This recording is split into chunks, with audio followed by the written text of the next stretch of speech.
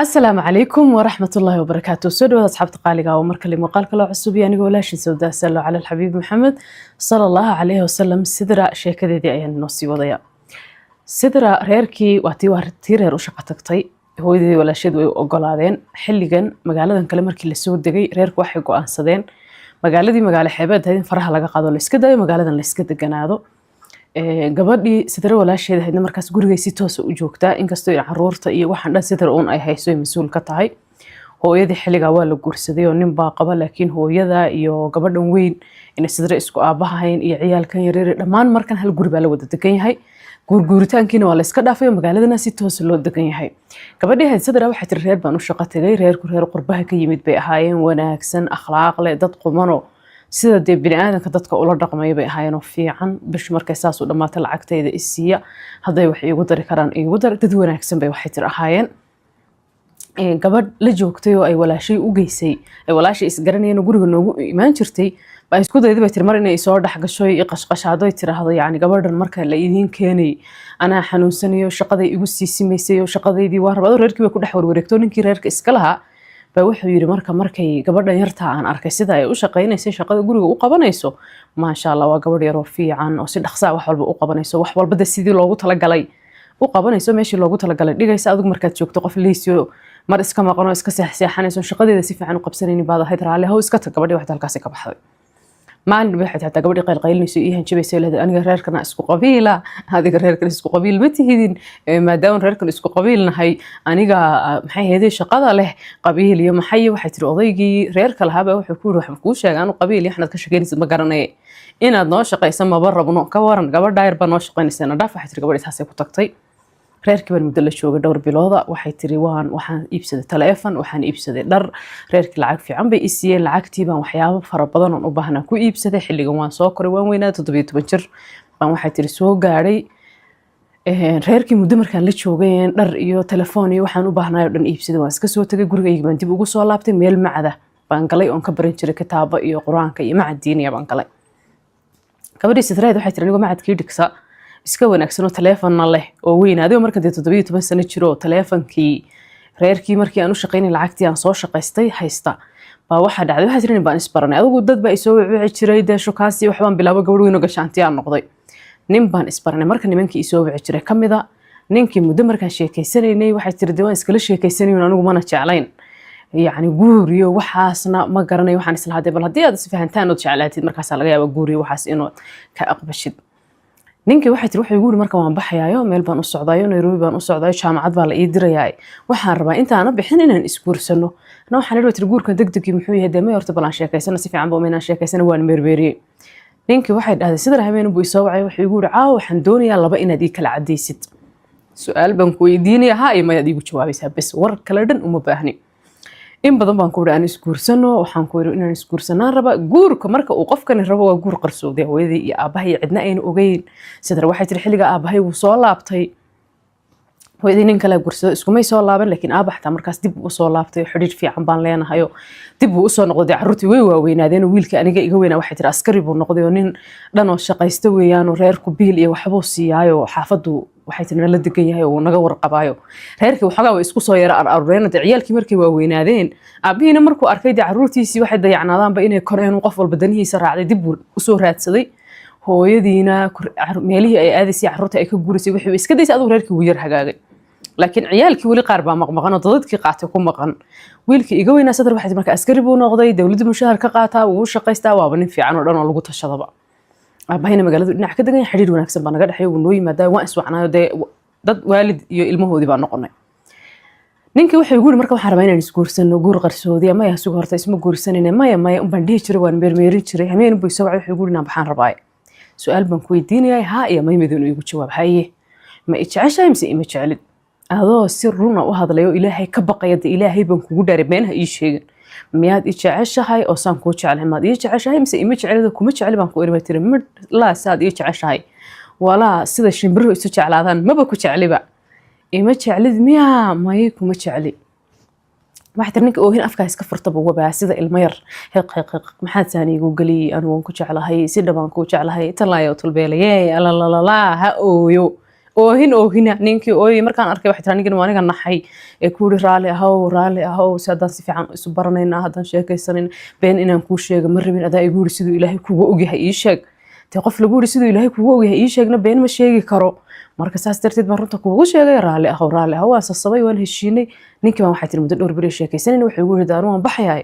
oo anigii socday jaamacad baa la ii dirayay waan baxayaa tigirkii wax walba waa la ii soo gooyay waan bixi rabaa inta aanan bixin hal mar aan is aragno waayahay aan is aragno xageen isku aragnaa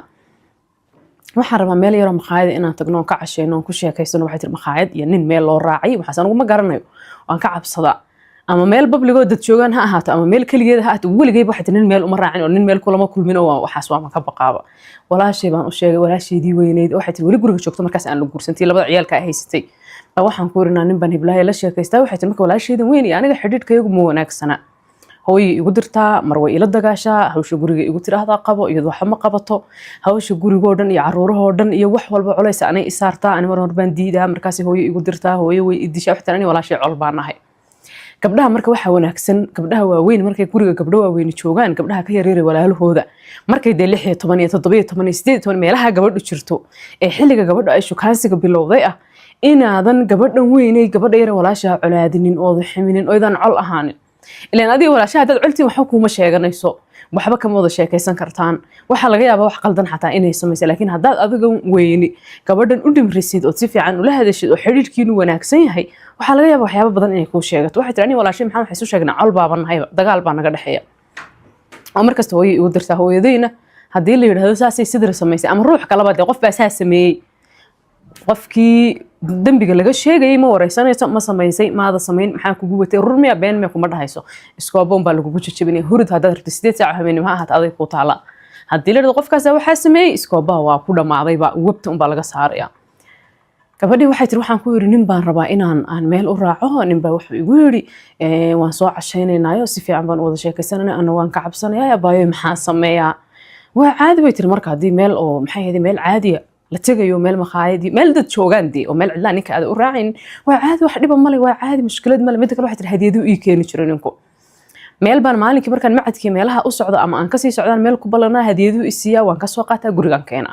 walaashay dhowr jeer bay weydiisay tirina hadiyadahan iyo waxaan xageed ka keentaa aad soo guraysada waxaan ku nin aan sheekaysana ii keenna waa nin fiican ma sha Allah hadiyadu ku keenay na wallahi waa nin wanaagsan laakiin muxuu ku dhahaa maxaad is dhahdaan miyaad heshiiseen miyaad kulanteen waxaas ima weydiiso أنا لا صدقت وحن كل نيك وحيلي عشان كوجين راع بيت الراع وعادي دي وحاس وعاد ولا سلع عشية وحاس دب مال ما يلا دب لي هي وحيت الآن صباحه حلي وحن صباحي بيت المركب فيدا حلي فيدا صباحي أنا جو عب صنايا أو نحن حسن أو يصير كان مركب أرمو مال علا كوجيا وأنا ذا نسلم مال علا هدو كوجيا ديد وهجلين بمال علا جري وإحنا عاسة هكية المال مخايد ضد شوغان أون تق oo si uu u baqbaqayo abidkeenin meel uma raacinin lama soo casheen waxan baan ka baqayaa ninkii aan raaco gaari cado qurux badan khatar u watay gaarigii markan cabaar sii socono oo aan suuqiyo meeshii maqaadii meeshii loo socday wali aanan gaarin adu dhaxda markaan marayno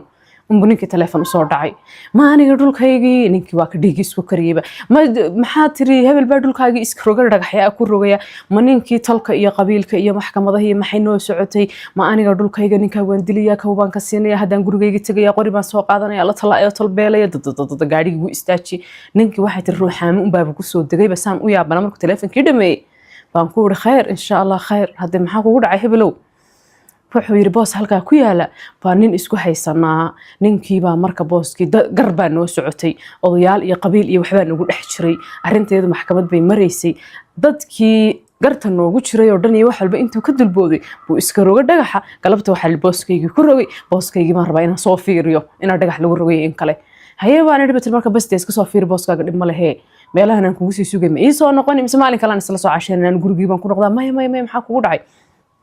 باسكم wax fog badan malaynaysa meel fog ma hadday magaalada lagama baxayade waa halkan dhow waa in yar markaan soconaan tagayna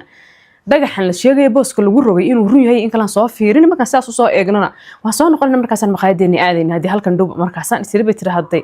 magaalada intuu kaala bixin karo doorka kula tagar mu dhibaato ku geystaa ma yaan anigu marka kuma raacaye inaan dagaan raba dag baan isirsan albaabka u furo loo garaysan yahay gaariga loo bugaliyo wuxuu maxaa kugu dhacay sidra istajide iguma kalsoonid miya anigu waan ku jecelahay inaan ku jecelahay soo ma ogid inaan intaas soo gabdhood ka doortay soo ma ogid anigu waan ku jecelahay maana dib ku geysanaya maana uu calacalay haye waan raacay waxa taan baxnay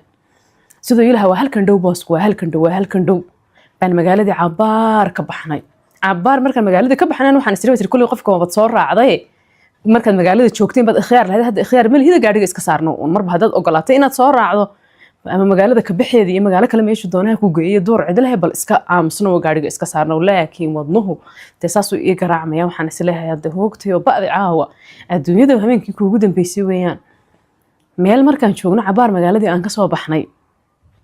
markaan gadaal saas usii fiiriyo magaalada iftiinkeedii laakiin aan u jeedo uu leeyahay booskaygu ma foge wuu dhow yahay boosaskan ma u jeedaa kan maxay baa ku dayrin kan kale in yar marka la socdo meel halkaasoo boos bannaan weeyano iima dayrno dhagax baa lagu rogtayo ninkii baa sidan iyo maxay baa kanoo uu kalba teleefon dirdirayo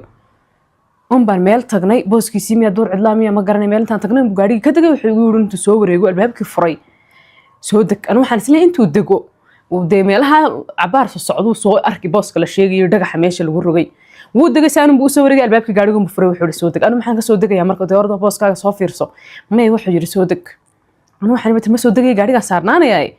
دولار كريه وحني ماشي المقدقة وان كعب سنة أذوقه وحلي واحد عضاء لكن وهمين في ذا وجورجي مركو كسو بحبل عشاء سودك لكن وعضاء درار عضويان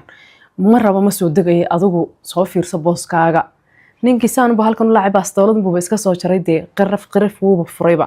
naa soo deg buu kalabadii aan laga kalabsanin soo deg caawa adduunyada habeenkii kuugu dambeysay weeyaan soo deg shib aniga waxay tirada lagu inay igu yaalaan anoo dareemaynin oo isla toolo miyaad dhimatay mayd socda baan soo degay maxaad rabtaa walaalo maxaad iga rabtaa walaalo hay dilin markaas buu wuxuu yiri caawa ama waan ku dili oo kawbaan ka siin ama horta waxaan ugu talagalay inaan ka oohiyo saad iiga oohisay inaan kaaga oohiyaan ugu talagalay oohin maxaya Soomaalida dhigeen kuma jeceli may waan ku jeclahay beentay bay hay adaan kugu fiirinay waan kugu kaftamay raali ahaw waan ku jeclahay may wax wiil xas ma jiro waxba hay jeclaan jacaylkaaga ma rabo hadda xataa i guurso guurkii aan diidanaa ee qodbasirada ahaa ee la qarinay wax kasta waan ogolahay i guurso waan ku jeclahay raali ah waxba igama garan ani ilaa jacaylkaaga aan rabin ولا جور كاغانا ربين إدغيسو أما واد إسديبيو نفط هذا فرن وماش واحد وادور عدلاء مقالة إفتين كذا بالوجه داون أما واد إسديبي ونفط هذا إسكو فرن أما والله أنت المدح كاتوبتو واحد رسان أنتو مال الله عقاري قيبتي سهراء وفرخان هذا ماش واحد قررتو بوحو سوبحي واكنا وراقه هيجي تجد كيجي وان بحيا أنا سوي مجد تجد كيجي واكنا تجد بايقو كيان صعدا وان بحيا برتنا كوجو غني halkan aan kaaga tagay 5 bari 6 bari kadib halkan meedkaaga laga heli doona hadhowniya ku diridee yaa laba xaliba isma weydiinaysadee cidii ku dishay ama waad isdhiibi ama wallahi madaxan ka tooganaya aniga waxaan galay calaacal baryootan ilaahay ka baq gabadh kula ma dhalan miya walaalkayo raali noqo soo walaasha mihi soo gabadh Soomaaliyeed mihi soo muslim matid ilaahay ka cabso raali ahaw hadda i guurso waan ku jeclahay wax kasta dhay wuxuu xasada lagu dhaxdaa gabadhan sadriihi ilaaha awoodda leh wuxuu hibo u siiyay xalinta xaaladaha degdeg ah dadka qaarkood xaaladdu marka intay cakiranta ay jiq marayso bay fikrad ku soo dhacdaaba waatii iyadoo meel maraysa intay aragtay xilli saqbar nin waalan nin may tuugo meel taagan ruux waalan iska dhigtayba ninkii tuuga haba baqay oo lafiis u yaabay waxay tiri waxaan sameeyay markaan garan waayay iyo qofku dasuu u xanaaqsan yahay indhihiisa guduudka cadhada ka muuqata qorigan uu igu hayay baastooladan waxay tiri gacantiisa si u gargarinayaan wuxuu leeyahay sidii hadii kale wallahi waan ku dilay bartanan kaaga tagaya kuma jeceli anaad dhihi kuma jeceli waan ku ogahay inaad niman kale la sheekaysato niman kale igu dul waday sidaan magaalada kaaga soo bixinay gacanta kugu dhigi lahaa un baarbe laba waa midun ama halkanaad ka tagay adoo ooyayo lugaha i haysto saad aan igu oohisay anoo u ooyaya tagi ama waxaad halkaas midkaaga kaga tagidee waxay tiri xaaladdu way igu cakirantay waxaan ku irbay tir meedkayga halka kaga tag lagama yaabanaan irbay tir ani inaan ogolaado inaan isdhiibay idil meedkayga halka kaga tag meedkayga bad halka kaga tagi barye iyo inaan ku dhagdhagay inaan lugaha qabsaday inaan ooyay inaan cali way isla soo dhamaatay waxa soo dhan diiday waxay tiri markaan ereyga ku yiri maasaan u dhaqaaqay halkan oo kale baan istaagay salaad baan iska galay Allahu akbar gabadhan waa mucjiso caadiyaba ilaaha awoodun baa wuxuu hibo u siiyay marxaladaha degdega ah inay xalkooda keento ninkii meeshan uu dhaaranaya uu gargariiraya uu qori la soo gagabaya Soomaha salaad baa ma galay beetir aniga Allahu akbar ma qibladii baan u sii jeedsaday qiblada gadaasheedii miya ma ogi maan weysa qaba ma garanayo salaad baan waxay iska xidhay aayirba iska tukanayaaba la ilaahayo xadiis baan akhriya mar quraan akhri mar ducayso af Soomaali af Carabi xadiis adkaar waxaan aqaanay oo dhan baan isku daraa iska tukanayaaba ninkii dee wuu yaabay wuu amakaagay qof tukanayana ma dili karo qof tukanayana dib uma geysan karo hadduu wuxuu sirshow aad meeshan kaga tagtidna armaa lagu qabsadaa ama wax ku dhacaa arma adi lagu qabsadaa ma garanay wuxuu is yiri ninkii dee wuu shoogayba laftirkiisu halkaas oo kale buu iska taagnaa anigana waxay tiri salaad ma iska galay dee salaad wax alla waxay tahay aan la garanayn oo laakiin dee naftayda badbaadiso ma waxay tiri iska galay ilaahay baan baryaade yaa rabbi ilaahay badbaadi ilaahay badbaadi ilaahay badbaadi waan tukaday salaadii markaan tukanay 2 ragcadood meelahaas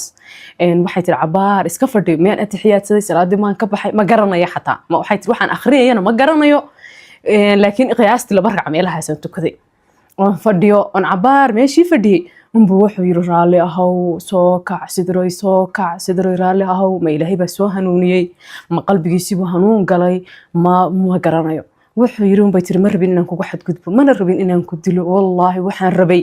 kaliya inaan ka oohiyo maadaama adiga oohisay oo igu tiri kuma jeclaano si dhaba kugu jecel oon ooyay oohinta ma dhab bay ahayd ma khayaali bay ahayd ma ogi waxaan rabay inaan ka oohiyo intaas baan rabay inaan ka cabsiyo oo ku argagax galiyo oo ka oohiyo baan rabay intaas baan rabay oo ogolaatid guurkeygana markaas aan rabay waan ogolahay hadda magaalada markaan tagno sheekh dadka isu mehriya baan u tagaynaa ilaa waxaan islaamay in naftaada aad badbaadsatid ما يجرب ترى ما مرة بهذا أضوسان أبقيو أو ده اللي أنت إجد حيس مركان له وأنتو كنيا واحد تروح على لوحة أخرية ما قرنا يا أذكاري دعية حديث بقى نسكون حضر يا صومالي عربي وحول بقى نسكون أخرية اللي أنت إجد حيس مرة دي أنت لعبت الدن ويقيدي سان أويو أضوسان وعبسانيو ولوليو سان أوينيو سيدنا كما جينيو محوها شيخكو ما جيني markaad guriga tagtid iska soo fikirtid waqti soo qaadad 3 bari kadib hada waan kila waan baxay tigir baa iigo ana kale aan soo casheynay tigirkii wixii dhan waxba kama jirin 3 bari 4 bari meelaha kadib markaas aan iskuursanayna haye waxay nin u bahalkan oo kale ka soo baxay nin aan ka shakiyay baa anigu inuu gaariga la socday markii horeba oo meel uu ka yimid aan garanin bahalkan oo kale ka soo baxay wuxuu yiri batrooriyahay war maxaa tiin maxaad meesha ka qabanaysaan maxaa ka galin buu waxaan meesha ka qabanay war maana dalad maxaa ka galay labadiina haba isku boodaan ba aanigi waxay tiri naxdin waxaan isri nimankan haday isdilaan ninkan qori buu wataa midkii waxay tiri aniga ila socday baastoolad buu wataa baastooladi intuu furay uu igula gagabayo iga cabsiinay maxabad baa ku jirta kuma jirta miya ma sheegi kare labadiina haysta dagaalaan aniga waxaan isri labadiina haday meesha ku dhinta midi adaa lagu qabsan doonaa ceebtaada hada fadeexatal caalamiin bad adduunka uga dhax bixi doonta aniga waxay tiri nimankii kala sasab kala qabo war shaydaanka iska naar walaalo shaydaanka iska naar war maxaa idin ku dhacay kan waxay tiri marka ani ila socday baabaroon ka kale wax inuu daroogaysan yahay aanu malaynayo xanaaqsan oo wax ka qaldan yahay oo wuxuu dilay wuxuu la dagaal raadinayo weeyaanba labadii nin kale maslax kala qabo war shaydaanka iska naar ninkii markaas wuxuu igu leeyahay maxaad tiin meesha maxaad ka qabanayseen adiga ninkan maxaad sutin waa walaalkay waan wada hadlaynay nin baan rabaa inaan guursado ninkii iyo wax baan ka wada hadlaynay iyo adduunyada waxay tiri adigu wax baan ninkii ku akhri bas ninkii wuxuu yiri marka magaaladan u socdaay si raaca ما يدين سيرة قاضة ها وانكو سير قاضينا هي واي ورث أدي إنا أياد هيد ورث من ريه بالبات الله ور إلى وانكي هبلها ور مهبل ولا الكبات وابلا إسكرتي بقى وحيت الآير بابا نمانكي وحي ببلابين بهذا الشيكة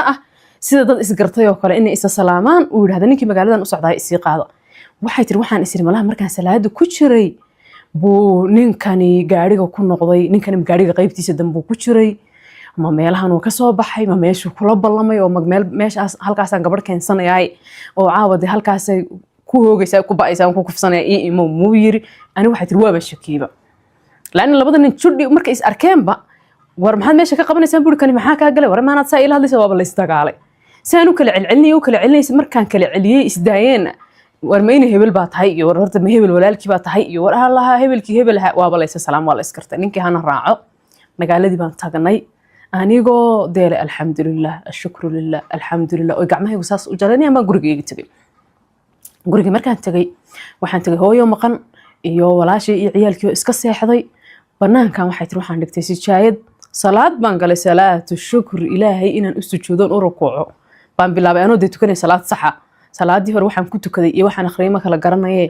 anoo tukanaya oo intaan tukaday oo salaadii ka baxay ducaysanay oo alxamdulilah oo ooyay laakiin oo hinteeda caadi loo maqlo xaqle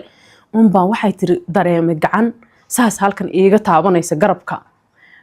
saasan qofkii u fiiriyay waa walaalkayga askariga ahaa wuxuu marka maxaa kugu dhacay maxaa ku helay abaay maxaa kugu dhacay waxaan isku dayay marka inaan raado waxba igu ma dhicin waan iska ducaysanayo ilaahay baan bariyo naata oo hintani alla bari way ka weyn tahay sidii wixii kugu dhacay sheeg waxba kugu dhacay wixii kugu dhacay sheeg ما هو iska ducaysanay ma yiri may duca caadi ma ducaysanayni wixii kugu dhacay sheeg walaalkii ugu fahmay inuu wax ugu dhacay waxa tir wixii oo dhan baan u sheegay waxaan ku nin baa idili gaaray qoribu madaxa iga saaray magaalada uu iga la baxay wuxuu igu yiri waan soo cashaynaynaa tan qumayday walaashay xataa way ogeyd iyada igu tir raacna ninka raacin iyo waxba imay dhihin ninkii lambarkiisa ka imbuud marka ka lambarkiisa maaniga walaalkay waa wiil yar dhalinyaro marka soo kacayo askari oo wuxuu madaxa ka toogtay u baahan yahay maaniga walaashay hadda lambarkiisa kan ninkii lambarkiisa siiyay wuu wacay wuxuu yiri waryaa geesinimadad gabdhaha ragga la dhashay ku afduubatay isku dayaysay inaad ku xadgudubtid halaga helo waryaa ii sheeg meeshaad joogto hadana ka kaasinin hadana shan xabadood kugu dhafanin nimankii way iscaacayeen way soo dhaarteen taleefankii baa la isku damiyay walaalkii wuxuu yiri ninkan marka hadaan raadiyo anu xabadu waan ku dhafanaya kaw baan ka siin kaw marka inaan ka siiyo mar raba runta ii sheeg ninku ku hanjabay uun oo maqorib uu kugu qabto madfayooda mad bad qabta mise uu kugu xadgudbay oo gabadhnimadaadii buu ku seeshamay waan dhaartay tir wallahi hooyadii waxay tir isbitaal baan gabadha geynina alla gabadheedii baa la iga xadgudbay hooyadii baan la hadlay waxaan ku dhibay tir hooyo waxba ma qabade ninku uu iga cabsiyay qorib uu igu qabto waxba iimo reeban ilaaha awood leh bay badbaadiyo mar ay xaaladdu igu cakiran tahay oo bayna alxayaati walmawt mar ay manaar salaad iska galo salaadii buu ilaahay ugu badbaadiyay laakiin wax kala ma qabo ninkii waa la dacweeyay ninkii markii la dacweeyay walaalkii wuxuu igu dhibay tir ninka markii la dacweeyay wax walba uu dafiri wuxuu dhihi gabadhan iyada raali iga ahayd iyada ay raacday ma qasbin hadduu xataa kugu xadgudbay wuxuu dhihi karaa ma qasbin ama uu badafiri waxa dhanba waxaad samaysaa ninkii si caadi 3 bari 4 bari baan ka aamusaynaa dhowr bari kadib waxaad tiraahdaa walaalkay ana ka celiyay waxaan ku ori ninka ammaansi anigu waan ku jecelahay ma ogtahay hebelow shukaanso mar walba oo aad isla hadlaysaana markaad isla hadlaysiin voice recorder teleefankaaga ku xidh duub waxaad isleedihiin oo waxaad ninka afkiisa iiga soo saartaa horta maxaad qoriga iigu qabanaysay horta ma inaad igu xadgudubtaad rabtay horta maxaa ka qaldanaa dheh waxaan doonayaa afkiisa in laga maqlo qori baan kugu qabtay markaan qoriga haystay wax noocaasaan rabaa muddo dhowr bari baan ninkii cidinama wicin cidinama dacweyn cidinama raadsan 4 bari kadib baan wacay waxaan bilaabay marka inaan la salaamo inaan la sheekaysto waxa ninkii igama shakin beedoqonimadiisa sheekadii hadalkii buu ila sii waday cabaar baan maalin sheekaysanay anako iswacayno codkiisa iyo codkayga wada ay duumayaan codkiisa uu ii duumay waxaan ku horta waxaan ku weydiiyay maxaad baastoolada iigu qabanaysay horta maxaa ka qaldan horta maxaa ka siya waan ku jeclay aan ku gursadana waad ileedahay intaad magaalada iga bixisay oo qori madaxa iga saartay baad tiri isdiib inaad waxad gudubtaad rabtay may wuxuu yiri wallahi billahi waan rabay markaan ku kaxaysanayay ee bastoolada soo qaadanayay ee gaariga soo qaadanayay niyadeydu waxay ahayd kow inaan kaasi wax kale ma rabin inaan gabadhnimadaada ku seejiyoon kugu xadgudbo laakiin adiguna waad is adkaysiyo waad diiday midda kale waan ku jeclahay ma ogtahay wallahi markaad tukanaysay xataa mar baan isir gabadhan xunta haday diiday inay dhibto madaxa ma ka toogtaa meesha ma iskaga tagtaa cidina ima ogaateen oo cidina ima soo qabateen laakiin waan ku jeclahay ma ogtahay inaan ku dilo waaban ku dhici kari waayba waan ku jeclahay midda kale ma garanayo marka salaada gasheen bu qalbigayga baa si kala noqdayo ma ilaahay buu soo xasuustay iimaankii ka maqnaa unbu ilaah awood leh ku soo celiyay markuu arkay gabadhii tukanaysa gabadha waa intay rabtay waa intaas uun baday marka tukanaysay inaan ku dilaan rabay kadibna waan awoodi kari waayay waan ku jeclahay ma ogtahay laakiin qoriga waxaan u qaadanay oo ku kaxaysanay inaan kugu xadgudban gabadhnimadaada ku seejay inaan ku dilo xataa ma rabinay inaan laakiin ku farxumeeyado ooyayo halka ka balanbalsan kaaga soo tagaan rabay adadkii wixii oo dhan markaan ka diyaariyay ninkii waa la soo dacweeyay saldhiga booliska la yimid wuu dafiray wixii oo dhan wuxuu gabadhan iyada raaliya nus ahayd iyada ila socotay midda kale magaalada duleedkeeda tagnay cabaar baan soo sheekaysanay waan soo noqonay gabadha wax dhibaan u geystay ma jiro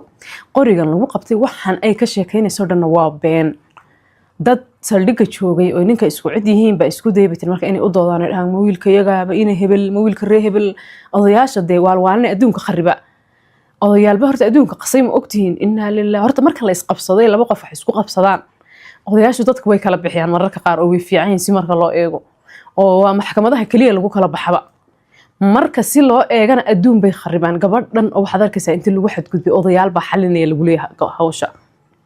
maxaa la xalinay ninka ma xabsi la dhigo maxkamad la taago gabadha xaqeeda looga qaado ma xal bay u baahan tahay gabadh dhib loo geystay ma horta xal u baahan odayaali waxba meeshii soo galay cadayn ma haysaan baa marka reerkan waad iska ururdiisaan ninkayaga cadayn buu wiilkayga kuma haysaan codadkii aan duubay baa waxay tiri marka saldhigi booliska ka shiday markii ninkii la soo qabtay anigina waxay tiri saldhigi baa la igeeyay ninka see lagu soo qabtay waxay tiri waxaan u degnay aniga walaalkay de ninkii hadana kaarta kale oo wuxuu yiri inta ninka wacdid la balan oo meel isku balansada meesha waxay tiri marka aan isku balansanay hooyadii nin askari qabay ninka hooyadii qabay askartii saaxiibadii ahaayoo dhan walaalkay 5 la socota gaari dhan oo ciidana baa meesha aan ku ballanay agtiisa taagan isagana laftirkiisu wuu baqay wuxuu isla gabadhan armay mission ku galisay niman buu soo kaxaystay wuxuu yiri gabadhii yartayd baan la balansanahay meel halkaas oo sheeda iga ilaaliya saantan aniga isaga waxay tiri meeshii u fadhiisanay inuu hal daqiiqo camal wada joognay meeshii dhanba waxaa laga qabtay gaarka nimankiina way carareen isagina waa la soo qabtay markii la soo qabtay uu arkay in la qabanayo qoslay wuxuu yiri haye sidiraay masaasaad ii gashay masaasaad garatay haye waaye dhib male saldhigii booliska markii la tagay waxay dhan wuu dafiray cadeymihii baan keenay cadeymihii baa la arkay ninkii waa la xidhay waxa la yiri ninkan waa tuug gabadhta miskiinta uu aftuubtay qori buu ku qabtay waa kana waa run haddaan dhihi lahaa bay tiri marka ninkii markii meesha noogu yimid ninkaasaa makhraati ahna ninkii ma garanayo horta kow midda kale waxaaban ka shakiyay ninku inuu isaga la socdo waxay tiri in badan waxaan isir ama meeshan uu ku balansaday ama gaariga qaybtiisa dambe ku jiro markaan tukanay inuu soo baxay baan u maleeyay ninkii markii la xiray ee dambigii oo dhan ku soo cadaaday odayaashii qabiilkiisa iyo odayaashii qabiilkayga sidii laysu daba buubuqay laysu daba socday waxa la gabadhan hal raali galiyo dee gabadhan qori un baa lagu qabtay ilaa wax kale dhib looma geysanay ninkana hal iska sii daayo reeruhuna ha heshiiyaan anigu waxay tiri baqdin baaba iga shay ninkii markii la xiray waxaana siri ninka xunka armuun ku ceebaystaa uu yiraahdaa gabadha xuntaa way iraacday markastay iraaci jirtay hoteelada iraaci jirtay banaanadan geysan jir yaani waxaan ka baqayba war xumatashiil war beena inuu magaalada ii dhaxgaliyo markii lagu yiri ninkii baa la soo deynaya dadkii inay heshiiyaan baa la rabaa ninkii iska cafi waa lagu raali gelinaya hayaan marka haye amaan un ha isiyo bas waxa ninkaas amaan buu ku siinaya amaan buuxa sidii buu ninkii jeelka kaga soo baxay anigiina aan gurigeyga iskaga joogay maana nin dambe meel u raaca hadduu igu yiraahdo xataa jannadii baan ku geynayaa jannatul firdaws baa halkana kaale soo arag maana nin dambe waxa jir meel u raaca oo gurigeyga ka baxa maalin dambe iyo habeen dambe toona عشركي أدونك قبل يدق لكن والله عقلك وإله كوبركه حالة سوك على أذيك وهي ستسهلات قال هذا إله أود لك وجوه هنوني دي إله إن بقوسه هنوني والله عجيب هذا هيد عجيب كبدي واحد المدن إسكت شوقي ما عاد كيجي ما إسكت دجني نين كلام إسبراني نين كيسي عادي أنا وشيء كيسناي وحير غير كنا كاسو دونا يا جوربا ونباهنا هاي ويلي رد اللي يراها مالك شقي مشار في عنقاته إسكون أكسن بوها وحنا نروح هاك غير كيك إجا صدونا reerkayga waxay wiilka dhalinyarada ahaa ee dambe iga soo doontay aniga wiilkii waan isguursanay guri baan degnay wiilkii waxaan u qaaday jacayl aan la aragoon la maqalde jacayl ma bacdahu jacayl isaguna sidoo kale nolol yar oo qurux badan baan noo dhisnayd waxay tiri waxaan noo dhashay wiilkayga curad markuu noo dhashay wiilku meel buu ka shaqeynay lacag $600 ku shaqeynay baan waxaan arkay bay tiri ninkii oo leh aniga lacagtan xunan ku shaqeynay $600 kuma qanacsani shaqo kale inaan raadsado way war miyaad waanta qof Soomaaliya joogo $600 qaadanaya war wada ladanta balaayo way ka baydhay walaalo mad ayr iska joogtay anigu waxay tiri markaan reer kala haayo ninkan inuu shaqeynay aniguna de kaligay baan guri deganaa maadaama aan kaligay maanta oo dhan guri joogo waxaan go'aansaday inaan YouTube-ka sida cilaanka loo saaro ka barto waan walacay markaan uur yeeshay waxay tiri maba garanay obsess baan ku noqday cilaankii maanta mar lugaha marso mar iska dhaqa mar gacmaha marso mar jidhka marso mar darbiyada mar waraaqaha ku sawir cilaankii baa waxaan u bartay batiri si kal iyo laab intaan xaamilada ahaayo dhan markaan helo 10 daqiiqo waqtiga cilaan baan marinayay YouTube-ka baan ka bartay cilaankii anoon meel u tagin baan waxay tiri si tahay gacantayda u fadhiisiyay anagu wiil yar noo dhashay oo iska barwaaqaysan oo mushaarkaygu nagu filan yahay oo guri kira ba iska deganaan laakiin de family yar oo 3 qof ka kooban labadeedii ilmaha yar nagu soo bir ninkii wuxuu yiri lacagtay ma yar tahay shaqadan xunta ah waa la igu qayliyaa saana la dhahaa nimanka xunxuneen u shaqeeyo saana igu dhahdaan meel xun oo nin xun baa mas'uul naga aho maxay baa la yiriyo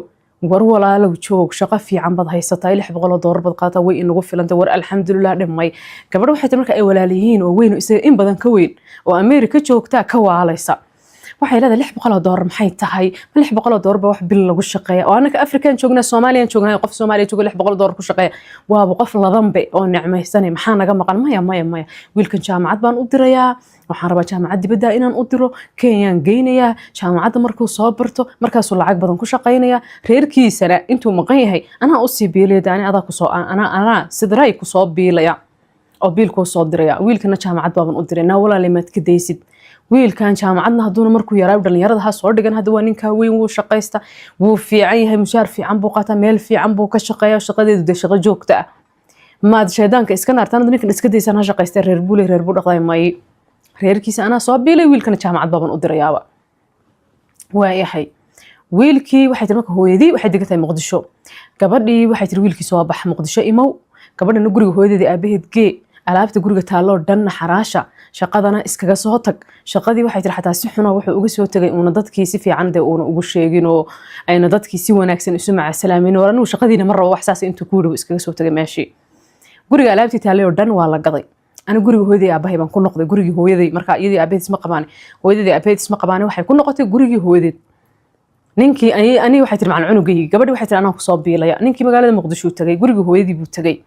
قبل وحيتر مركا وراقان كو حرين يا محي بنكو حرين يا أنت محل قردتشني يا فيسان كو ديارني يا شام عاد بنكو دريا دي بتاع شام عاد الكوغاندا بنكو دريا واي هاي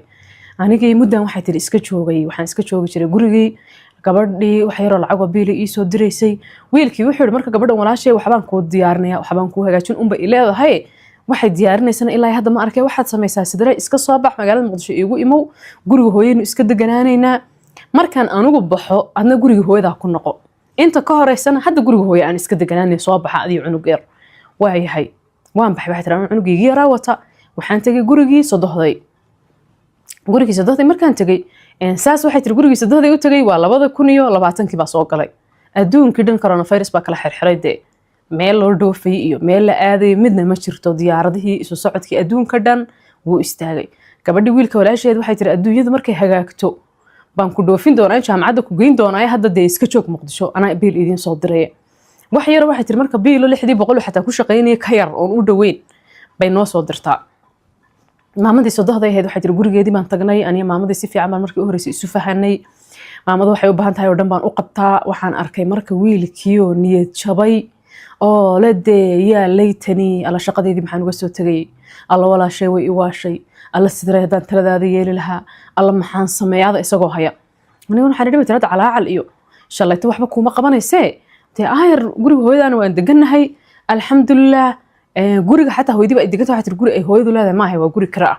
laakiin guriga uma dhinac ka deganahay biilna walaashaa noo soo dirtay deeshaydanka iska naar anigu waxaan bilaabay tir markii aan aniga cilaanka bartay markaan xaamilada ahay wiilkayga intaan iyo dhalan inaan cilaankayga ku shaqaysto board baan soo sharaxday soo dalbaday waa la ii soo sameeyay guriga hortiisaan board ku dhajistay halkaasiba gabdhuhu iigu yimaadaan cilaanka ugu mariya waxay tir lacag fiican baa i soo gasha wax alaala waxaan u baahanahay iyo waxyaabo far badan oo guriga u baahan yahay ilmahayga yar wuxuu u baahay anaaba isdabaraba biilkan gabadhan ay soo dirto maamadana loo soo diraa maamadana de raashinka iyo waxyaalahaas bay ku dadabartay waxaan u baahanahay oo dhan waxay tiri anaa hawlahayga qabsado isdabara aniga marka balaayo iga baydhay ilmahayga yar baan haystaa cilaankaygan ku shaqaystaa lacag fiican baa soo gashay lacagtidaas waxaan u baahanahay oo dhan ku qabsada ninkii shaqadiisa laga soo waalay shaqana looma hayo ha fikiro guriga ha ku dhaxwaalan gaadho wuxuu yiri gabadhan aniga inay waa shay ugu tala gashay maxaan sameeyaa iyadii bay wacay way isdagaaleen wuxuu yiri waxaan ku noqonayaa magaaladeedii gobolkii aan ka imid baan ku noqonayaa shaqadeydina kuma noqon karo si xuno buuji xumo aan kaga soo tagay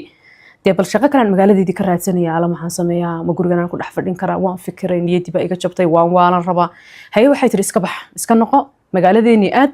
gobolkii ay ka yimaadeen shaqo raadso gobolkii buu tagay shaqo raadiye shaqo $150 bishii la qaadanayo waa ninkii hadda 600 waxay haysa aan ka kari waayay adduunyada waxaan maqli jiray shaqadaada lagu ma ciyaaro lacagtaada waa lagu ciyaaraa laakiin shaqadaada lagu ma ciyaaray dhahan Soomaalidu ninkii shaqadiisii kibirka uga tagay ee $600 saluugay ma waxana lacaga ma waxan ee gabadha Ameerika joogto ka waalaysay $150 buu helay shaqadii buu galay wuxuu yiri anigu san meelaha u fadhiyay niyad jabaab ay ku dhixi rabee intaan meelaha ku stress la shaqadan iska galay anigu waxaan dhibay tir gal ilaahay ku barakeeyay shaqo kalena waad iska heli doontaa iska galday shaqada ninkii 600 ka cararay ee diiday ee kibirka kaga tagay $150 buu shaqo ku bilaabay anigii waxay tiri muddan waxaan iska joogay gurigiisa dohday cilaankaygaasaan iska marmarsadaayo waxba ani uma baahniba wax iga maqan ma jiro ninkaas $150 isaga iska qaatay maadaama iska buleeyahay aniguna waxaan u baahdo dhan anaaba isku filnaaday wixii de raashinka iyo korontada iyo biyaha iyo guriga kiradiisa iyo maamadana bixiso maamadana ay gabadheedu soo biishaa wiilkaygeena waxay tiri ha soo cod barto sanad buu gaadhay wuxuu noqday marka talaabo qaad ilmuhu de markuu darbiyada intuu qabsado marka dambana darbiyada uu sii daayay oo guriga ku dhex socdo markuu si fiican socodka u adkaysto ilmuhu ma istaagay maanta uu iska soconayso ma iska daba wareegay ila socodka ku cusub maamadii waxay tiri cunug yar aan bay qaban lugta un bay ka xidhay hooyo cunugaha xidhin waa ilmo yar socod bardo hadduu socodka baranayahay maxaad u xidhaysaa daa ha socdo xaafadaha dhex warwareegay may maanaad ilmahayga iga celinaysaa naa waxani maxay ahayd ana qof weyn oo waayeelan maanaa wax qaldaya oo adaa saxan miya hadda aniga waayeelkaa qaldan maya waad saxan tahay ilaahay khayr ha ku siiyo ilmaha yar ilmo yar socodka baranaya maaha haa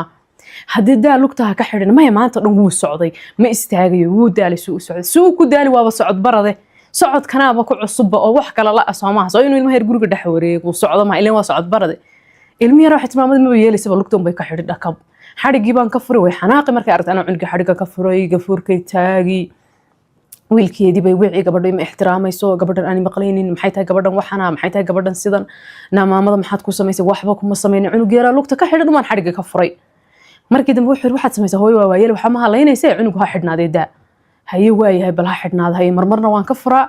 marna waxay tiri anoo dareemaya cabiid iyo ciqaab inay ku tahay ilmaha yar lugta laga xidhay ilmaha midda kale marka lugta laga xidhay ilmo waalan buu noqonayaa oo marka saas loo furo isdhihiday in lagu xidhaa laga yaabo hadda xadhigi laga soo daayo orod alaabta jajabi gab nooc mina waalihu u dhaqmi ilmuhu marka lugta laga xidho lama xidha ilmaha midda kale maxaa loo xidhi ilmihii yarka waxay tiri anigii ama kaagayba anoo yaaban wala maamadan ma iskaga guurtaa gurigeeda ilmihii yaraaba xorriyad la'aan iyo silac dareemayay nin iyadoo ay dhashay maamadu oo magaalada degan oo xaaskiisii ay isfureen beri hore wiil ay isu dhaleen oo 10 sano jira waxay tiraahdaa loo keeno oo ilmo yaro dadkii dhalay ninkan cunug yar dhalay oo ninkan sadar qaba cunug adeer oo maamadan aybi u tahay cunug yar baa gurigii la keenay ninku gabadh kale uu qabaa gabadhii kale cunug haysi baa dishay oo silcisay waa laga soo qaaday anagana loo keeno waxaana la yiri baa tiri haya cunugan ninkii waxay tiri marka aniga ninkii iqabay baa yimid marka cunuga la keenay ninku markuu joogay cunuga la yimid cunug waa cunug yar oo say hooyadiina ma haysanin gabadh aayo u silcinaysay u dilaysay isaga dhanba waxba aan maqlayn oo dadka ka amar qaadanin oo gabigiisuba caag ah anigu waxaan isku dayaabay marka cunug yar inaan idhaahdo ee daqabayso caadayo cuntadan cun fadhiiso u dajiyo balse sabo kii waxay tiri maamadii way dili uun cunuga maba la hadlaysaba ayeeyada ahayd kii waxay yimid adeerkii ahaa ee iyada qabay cunug yar waxay tiri wabta umba ka saaro lugaha intuu silsilad kaga xidhay buu yiri cunugan xun aygi horta muxuu la wareegaa anigii waxay tiri markaan arkay ninkaygu soo u dhaqmay ula dhaqmay cunug yar adeerka u yahay iyo maamadan si cunug yar ula dhaqmaysa iyo xataa kayga de talaabo qaadka lugta ka xidhayso waxaan reerkan cadawgii maxay ahaayeen reerkan aad u malaysay inay jeel majnuun ka shaqeyn jireen dadka lugaha ka xidhxidhaya waxay kula tahay ninkayga markuu cunugii silsilad lugaha kaga xidhxidhay wuxuu cunugan wuxuu la wareegayaa wuu kibirsan yahay idibtaa ku yare lugaha ka xidhnaado warmaya cunuga lugaha ka fur war cunugu waalan cuqdad baa ku dhici anigii waxay tiri sasab maanta dhan waxaan kala celin ninkaygii iyo cunugu adeerka u ahaa iyo islaantii soo dooda ahayd iyo wiilkii yar ayida u ahayd wiilkii waxay tiri ugu dambeyn xarkiyo wixii baa laga furfuray dugsiga waxbaa la geeyay ninkii wuu iska tagay sadra qabay anigii waxay tiri marka cunugii marba meelahan ka soo raadiyaa marka dugsiga wax ka soo baxday guriga ma imanay ilmuhu iska soo wareegi ilmuhu waa ilmo inta jug iyo wax laga badiyay isaga dhanba si caaq waxba maqlayno wax kasta oo la yiraahdo ha sameynina kasbu u sameeyaaba bilcaks meelahan cunugii ka soo raadiyaa gurigan keena waan sasaba marmarka qaarna markan waa ma soo raadiyay ana ilmo yar baan haystay ilmahay waxay marka waa ilmo weyn sanad iyo wax jira ilmahii guriga kagama tagi karo ilmo weyn sanad iyo wax jira intaan xambaarana maanta dhan magaalada ma soo raadin kare markuu yimaadana waan arkaa cuntaas iyo marka kale waxay tir farahan ka qaada mar allaala markaan cunugii raadin way maamadii way xanaaqina ardo cunugii soo raadi na wiilkii maad raadisid na waxaan qayri mas'uulada maxay tahay na wiilkii away maalin baa waxaan ku irba tir wiilkan gabadhii iyo ninkii dhalay soo magaalada ma joogaan oo ma noola maxaa cunuga yarka aniga korka iga saaray mas'uuliyadiisa ilmo yar baan haystaa ilmahayga aan kaga tagaa haddaan tago oo nadaado cunugii baan soo raadinay soo ilmahayga igama dayacmayo anigu ma soo raadinay markuu yimaado dharkiisaan u maydhi cunto aan u kariyay baan siini waan waani waxaan u sheegi karaa waan u sheegi laakiin ma soo raadinayo maya waa inaad soo raadisaa soo raadi cunugii soo raadi ninkii bay wacday gabadha cunugii ma raadinayso ninkii baa isoo wacdina cunugii ma raadisid ma raadinayaan ku irbatay cunuga ma cunug baan mas'uul ka ahay anigu hooyadii aabiye magaalada joogay ha raadsadaan cunugaas hadduu guriga yimaado cuntaan siin laakiin ma soo raadinayo haye wuxuu yiri marka hadda soo raadinayna cunuga mas'uuliyadiisa qaadanada cunuga waa la kaxaynaya hadda cunuga meelihii laga keenay baa lagu celinaya hadda war aakhir geey hadda rabtaan maxaa iga galay cunugii waxay tiri waa la kaxeeyay markii la arkay inaan soo raadinaynin anna aan diideen ma soo raadinin markuu yimaado baan cunto siin cunuga yarkii uu iska lumi ma lumayo magaaladu kas u gal yani meelaha xaafadaha darbiyaha meeluhu soo wareeg maanta dhan waa in la soo raadiyo waxbarashada markuu aad guriga ma imanayaba waa ilmaha say u xidhayeen jugta ugu hayeen waaleen dee oy silciyeen la ilaaha illallah muhammad rasuulullah gabadhii waxay tiri marka ninkii wuxuu yiri cunugii yara waa la celinaya marka hadaad soo raadinaynin cunugii waa la celiyay muddo dhowr bari marka joogay ninkii wuxuu yiri soo bax soo guur kaale magaaladan iska soo deg boqol ka taka doorna waxba inooma taraysay walaashiba wax inoogu soo kordhinaysay waa midii shaqada ka kala tuurtay waa shay iska soo guuro alaabta intaad soo gadatid soo guur waayahay sadar waxay tiri marka waxaan bilaabay alaabtii gurigeyga inaan hal u gado maamadii waxay igu tiri markay aragtay inaan guuriyo waa loo soo sheegay iyadana alaabtii wixii aan gadayo ninkii cunuga yarka gabadhii laga soo kaxaynayay dumaashigay uu qabay gabadhii baa alaab ii gadada ku haysa ninkeeduna lacag ma hayee maxaan samaynaa waxaan ku odhi marka fadhigayga iyo jiifkayga alaabtii wixii elektroniga ah umbaan markaa gadgaday faranjeerkii iyo waxyaalahaas umbaan gado waxay tiri ofin baan xataa soo gatayo macmacaanka sida loo sameeyo baan bartayoo marmarka qaar dee maalmaha ayna dad ii joogin cilaan iyo wax loo marinayo macmacaan baan sameeyaayo macmacaan baan iibiyaayo waxay tiri mashiino badan baan soo gatay waana gurigayga joogaan wax walba bartaa kadibna waan ku shaqaystaaba maasha allah fariid aan la jeceliyaa gabdhaha kartida badan ilaahay ha ku barakeeyo waxay dhahdeen marka alaabtii elektronigeed anoo gadgadaya faranjeerkii iyo waxaasi qasaaladii iyo kuukarkii iyo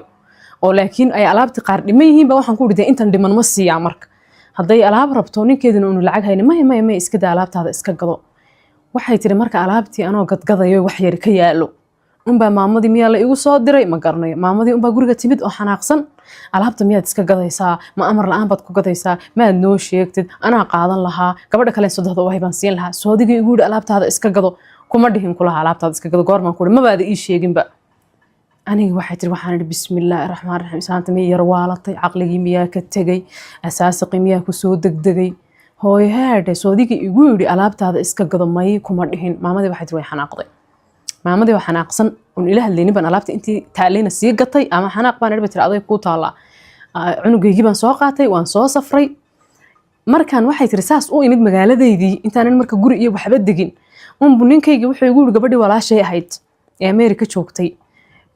idhoofin rabtay jaamacaddii wax ii raadinaysay baa waxay tiri ciyaalkaygaan soo dhiibayay muddo 2 sano ciyaalkayga ii haya meeqa ciyaala waxaa la soo dhiibaya 4 ciyaala gabadh 10 jira iyo cunug ka yaro 5 sano jira iyo 2-3 sano jira mataana ah see ilmaha loo soo dhiibayaa marka maya ilmaha la soo dhiibayaayo ilmaha lama soo dhiibayay waxaa keenaya aabahood halkana la keenayaa waa laga tagayaa inaga ahaynana guri weyn baa la kiraynayaa waxaad qabsanaysaa marka gabar shaqaalo hawsha guriga ka caawisa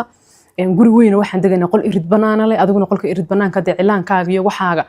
ku samayso halka ku shaqayso guriga hawshiisana gabar baa ka caawinaysa ciyaalkuna de xaafada un bay inala joogayaan hooyana waa la soo raray iyadana Muqdisho waa laga keenay magaaladana la soo dejinay de hooyana ciyaalka iyada cuntadii wax siinayso habeenkii iyada seexinayso iyada ka warqabaysa adiguna qolkaagan irid banaankaana iskaga shaqayso gurigana dee aan deganaano si dad mas'uul ahaana maamada ilaa waa qof weyn maanta ciyaalka ma dabar ordi kartay war walaalo mas'uuliyad 4 ilmood ma qaadi karnee ilmihi yaraay wallahi xamar joogay baa mas'uuliyadiisa ka soo bixi weynay ma nagadiis maya ilmaha isaga wax ka qaldana carruurtan waa carruur yar yar oo fiican oo masaakiin oo qurba laga keenayo oo hadda islaantii dhashay maxay qabanaysaa ilmaha marka maya waxay tiri hawl baan qabsanayaa dan baan leeyahay way i bariday aboowan ku baryayaa muddo 2 bilood 2 sano carruurtayda ii haya ma 4 carruur lahayn karaa marka war miyaad waalan tahay maya walaale maxaan sameeyaa waa walaashay way iga weyn tahay way i bariday guri un baynu isla degaynaa ilmaha wax dhiba kuguma haynayaan adigu baryo iyo calaacal dheer kadib waxaan idhi waayahay ninka guri buu soo kireeyay weyn oo fila qol irid banaanana leh maamadii way soo guurtay alaab baan soo gadnay haddii ko waxay tiri alaabteedii xamarna waa la gaday markaan magaaladan ka guuriyay gobolkana alaabteedii waa la gaday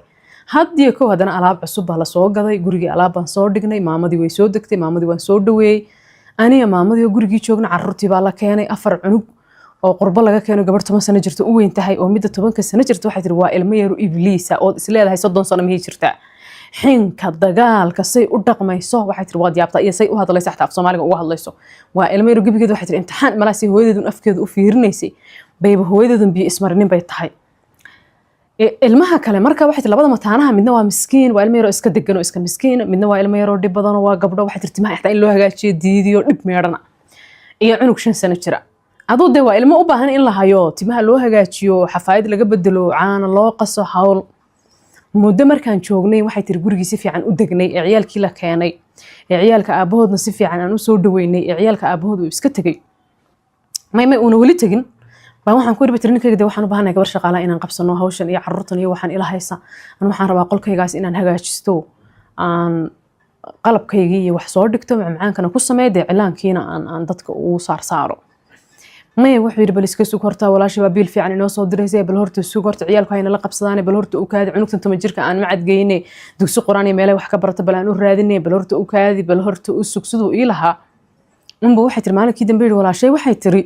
gabar shaqaale gurigayaan la keenin sabab ciyaalka la iga cayuumi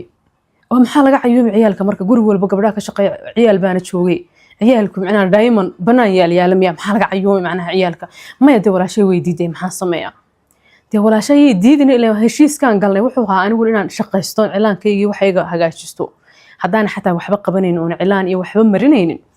dee waxaan hawla aan kaliya islama qaban karo ciyaalka mas'uul baan ka ahaanaya gabdhaha timaha aan u hagaajinay waan u qabeynay caanahoodii waxoodan u qasi cuntadana anaaba u karinba laakiin guriga kale hawshiisa iyo dharka iyo gabadhiga caawisa soo in la keeno ma aha walaashay weydiiday walaashii baan la hadlay waxay tiri maalmihii hore ciyaalka markii la keenay si fiican bay ila soo hadlaysay ilmahay maanta dhan la hadlay gabadha weyn iyadu khadka waxay tiri iskagama baxayaanba ma 12 maanta video call baa lagu hadlay qof baa guriga soo galay maanta qof baa yimiday maanta qof baa saayiri maanta qof baa saan u hadlay maanta qof cunug taayar iyo gabadhaas khadka unbay gabadha weyn iyo gabadhan yar ay ku jiraan maanta dhan gabadhan yar waxay tiri marka hooyadeed si u koobiyeenaysay gabadh yar oo xin meedhana weeyaan aabaheeda dhalay ee keenay nin wuxuu u muuqdaa bay tiri iska miskiin oo islaanta xagga jirta ay say malaha ugu qaylinaysay dee qof adu aan wax awood ah lahayn oo iska miskiin ah gabadha yar ee 10 jirkii waxay tiri aabaheed markay la hadlayso ixtiraam iyo aabanimo uma muujinayso hooyadeed say ula hadashay ula hadlaysaa yani waxay tiri gabadha weyn ee xagga degan oo ninkeeda la hadlaysa ma arkin laakiin waxaan qiyaasayaa gabadhan yar markaan arkay say aabaheed ula hadlayso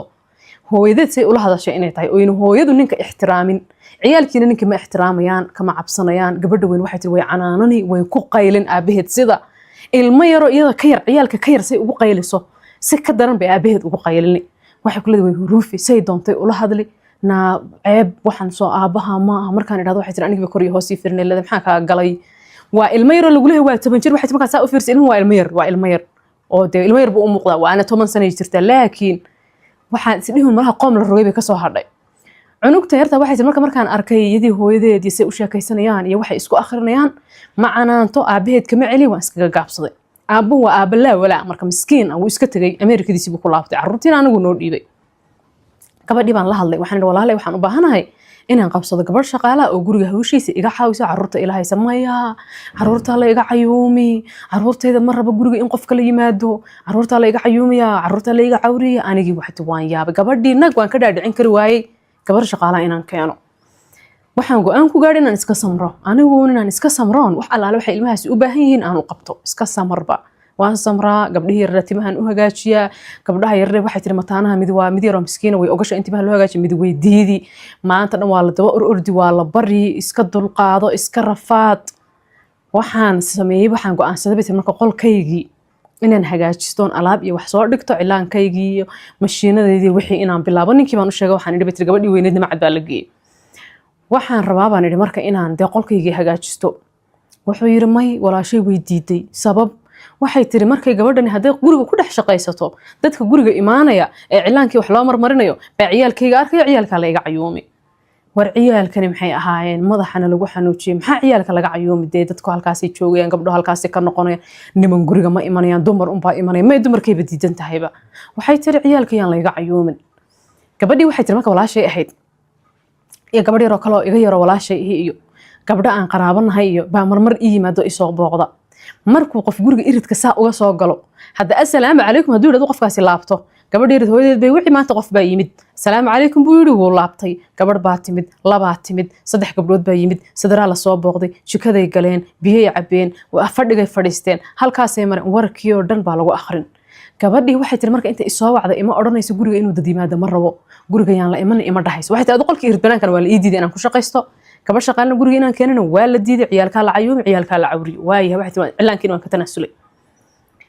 waxay dhahday marka ninkii unbay wici iyadiina xaaskaagu gurigii dad bay keentay ciyaalkii baa la cayuumay ciyaalkaygii baa la arkay ciyaalkaygii baa la agmaray ciyaalkaygii baa la fiiriyay ciyaalkaygii baa sidana ninkiina ima dhihi karayo aniga intuu ii yimaado guriga dad adiga kaa socdayayna imaanin ima dhihi karo waxay tiri xanaaq buu bilaabay marka iyaga furtaag bilaa sabab ah anigii oo daalan oo khaatiyaana oo 12 maanta ciyaal yar daba ordayay ilmo yaroo mayacsan oo qurbo laga keenay day oo haday doonaan iska oranay cuntadan la kariyay ma rabno cunto kale hana loo sameeyo cunto kale hana loo soo qaado cunto kale san hana loo yiraahdo ilmaha qurbo si kale u dhaqmaanday hooyooyinkoodin baa fahmaya cid kale oo fahmaysa ma jirto aniga waxay tan marka khaatiyaan oo daalan oo tacbaan ninkii imani kafuurku taagaya si fiican ee lama hadlayo hadaan israahdo wax aad weydiisid wax fiican oo hadalay waxba iima sheegayo si unbu u xanaaqsan yahay kafuurku u taagtaaga gabadhii yarta ahayd ee waxay jirto 10 jirka ahayd maalin israaceen meel bay aadeen cabaar bay maqnaayeen way soo noqdeen maalinimadii dambe bay waxay igu tiri in habarre sidoo xalay ma ogtahay aniga abti meeshaan u aadnay maya habarre xageed aadeen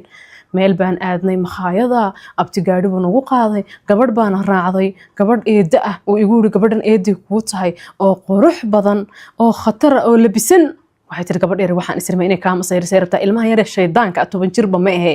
malaha 9 sano jirtaa gabadh yartad waxay tiri waxaan dareemay si kasta inay iiga masayrinayso oo qurux badan baan israacnay kadib waan soo cashaynay kadib meel kale aan tagnay macmacaan baa abti noo soo iibiyay alla gabadhaasay u qurux badneed hadaad arki lahayd aniga waxay tiri xanaaqay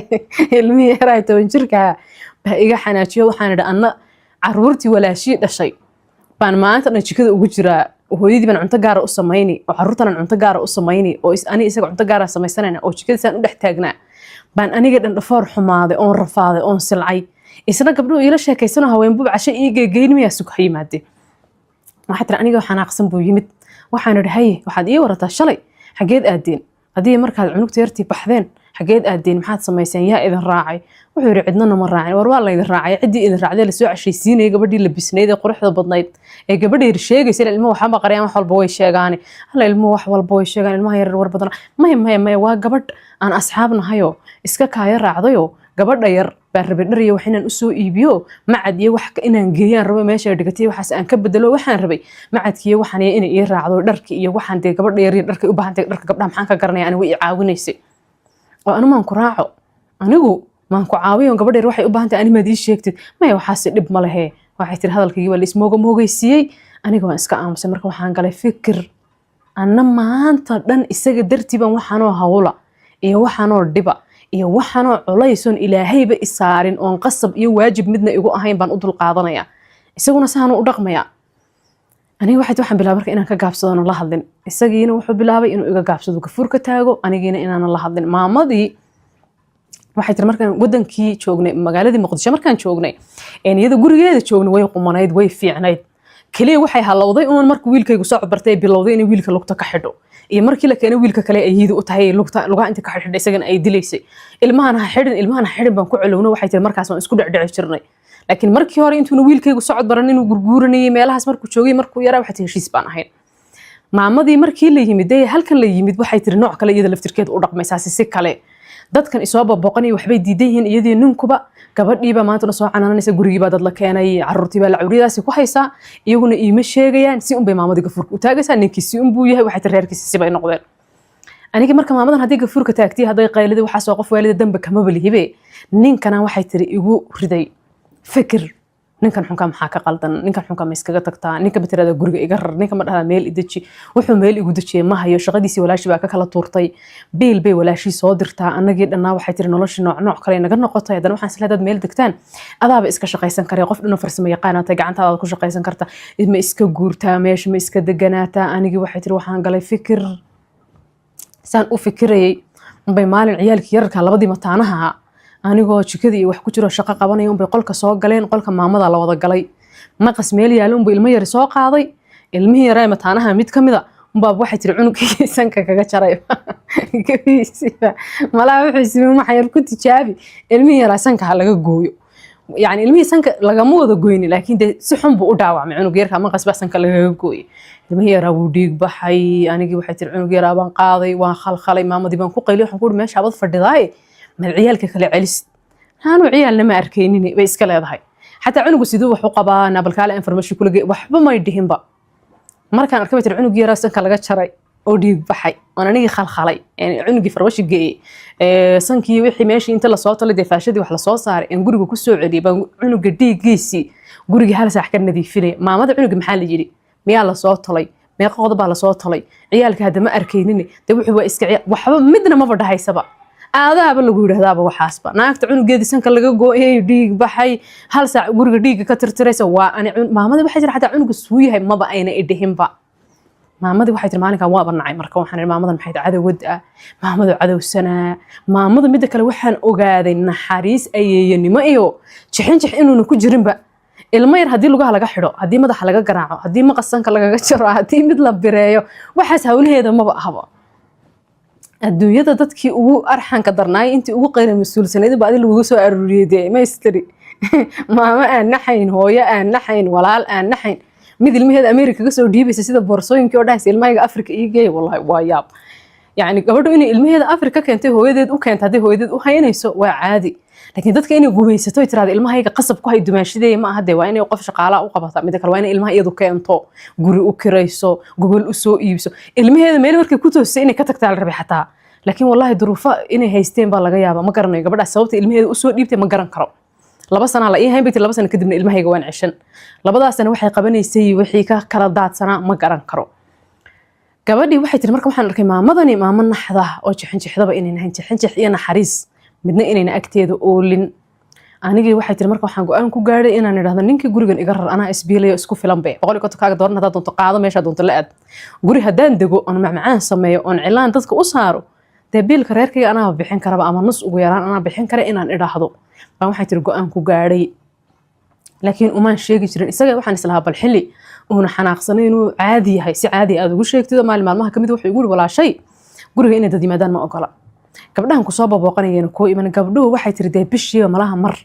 bay yimaadaan dad iska imanayo iyagoo iska socdo iska soo galiyo iska sii baxaya ma aha mar bay soo wacaan mar bay hooyaday maalin bay soo martaa iyaduna inta soo wacdo wuxuu yiri lama rabo guriga inay dad yimaadaan gabadhay walaw xataa hooyada macaan ha ahaatee sabab walaashay ma ogola inuu guriga dad yimaado aniga waxay tiri bartaas dhasadaaba iyo olashay walaashay ma ogola in guriga shaqaale timaado walaashay ma ogola inaad cilaan marisid walaashay ma ogola in lagu soo booqdo walaashay war adiga walaasha iyo meeshaad ka timaadeen waxay tiraan waan xanaaq maalinka waxaan ku yiri walaashay baad madax igaga cuntay gurigan anaa degan walaasha iyo ciyaalkeeda iyo ninkeedu iyaga yimid iyagoo marti ah anaaba guriga iskala saacada laga bilaabo naagta lagu qabay marwadaheed degan waa ani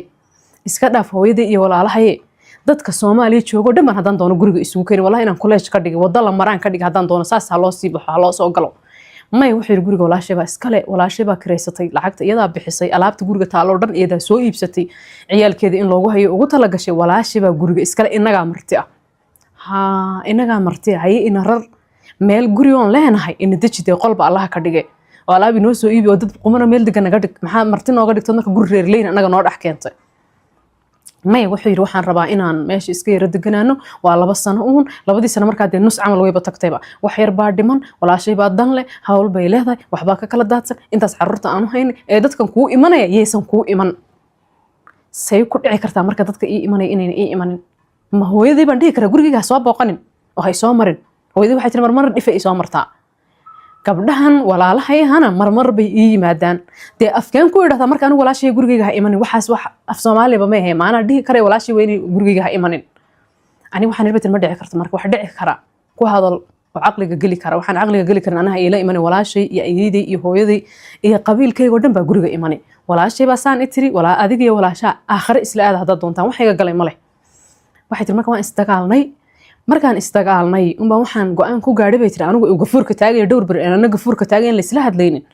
inaan hameenintan casho fiican sameeyo oo isla cashayno si jawi degan ah bal si degan inaan ula hadloon u sheego waxaan ku hadlayo iyo isaga walaashiisan waalana ilma la cayuumida ku haysa inayna macquul ahayn waxay tiri cashaan sameeyay ciyaalkii xilli hore fiidaan iska seexiyay maamada qolkeedaan ku guray kuwii aanu dhalin cunugayga waa seexsada qolkeygaan geeyay qolkii fadhiga waan qurxiyay casho fiican baan diyaariyay miiskan cashadii ku sii diyaar aniga waan labistay shamciye adduunyan miiskii sii dhigdhigay waxaan rabaa markuu yimaado qabaysto dharka iska bedelo inaan idhaahdo halkan soo fadhiiso casho yar oo romansiyad inaan jawi yar oo romansiya ku wada cashayno oo sheekaysano ku idhaahdo walaasha waxaan ku hadlayso wax aqliga gali karaya ma inaga daamida kale guriga haduu albaabkiisa qof soo gargaraacuna xataa soo galin maxaa walaasha ogeysiiyay maxaa qofkii hintisho Soomaaliya ka yiraahdo Ameerika geeyay horta maxaa idinka si inaan idhaahdo wuu soo galay waxa taan film baan iska daawanay marka wuu soo galay agteedu soo fadhiistay waxaan ku yiri marka waynu wada casheynayna caawade bal waynu sheekaysanaynayo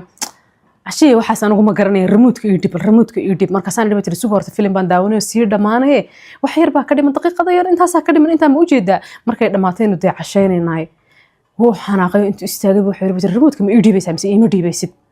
remote-ki baan u dhiibay anigina waan istaagay waxaan ku yiri fiiri shaydaanka iska naar isdaji uma jeedid miya jawigan iyo shamacyadan iyo quruxdan iyo waxaan aan ku diyaari waxaan rabaa inaan wada casheyno si jawi degan oo wada hadalnay bal TV-ga inta inaga badaysid dami hadaad rabtana remote ka qaade halka soo fadhiisan wada casheynayna oo wada sheekaysanayna bal kaal caawa sheekaysanayna intuu saas ii fiiriyeen buu igu yidhi baa jira hadal badan uma baahni ani hadal dhan ba uma baahni ba qolkii fadhiga wuu ka baxay maamada hooyadiya waxay tiri markay ciyaalku seexdaan ciyaalku qol weyn oo qolkii guriga maalan u weyn ah bay ciyaalkoo dhan afarta ilmoodba ee qurbaha laga keenay maamadu seexdaan ciyaalkii way seexdaan maamadu marka intay ka soo baxdo intay ka soo baxdo qolka ciyaalku seexdaan baan waxay tiri barandada horteeda meel ah oo dee guriga un gudihiisa ah yani daaradda gudaheeda guriga banaankiisa barandada horteeda aan u dhigaa salli iyo joodar iyo waxba halkaa loo dhigay fiidkii iskaga caweysantaa ciyaalku markay seexdaan marka bartaasay iska soo fadhiisataa teleefon bay qabsataa marka maamooyinka Soomaalidan horta teleefon ku hadal badni inna lillahi ana cimriga markaan gaadha ii sii sawiran dadkan way cidoono inaan meel ku sii qorto waay maamooyinka horta markay waaweynaadaan Soomaalidu odayaasha xataa saas ma aha 24 saac teleefon bay ku hadlaan yaa la hadlaano baas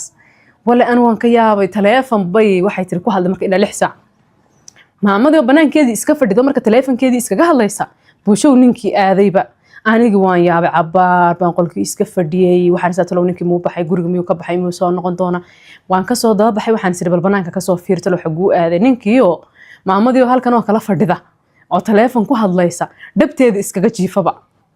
waa ninkii dhanaaye cashada romansiga loo sameynayay lalahaa waan wada sheekaysanaynaye shamacyada loo shidayay waxaan islaabtay markuu baxay malaha wuu is yar xanaajinaya halkaas uu istaagay wuu isla yaabaya wuu soo noqonaya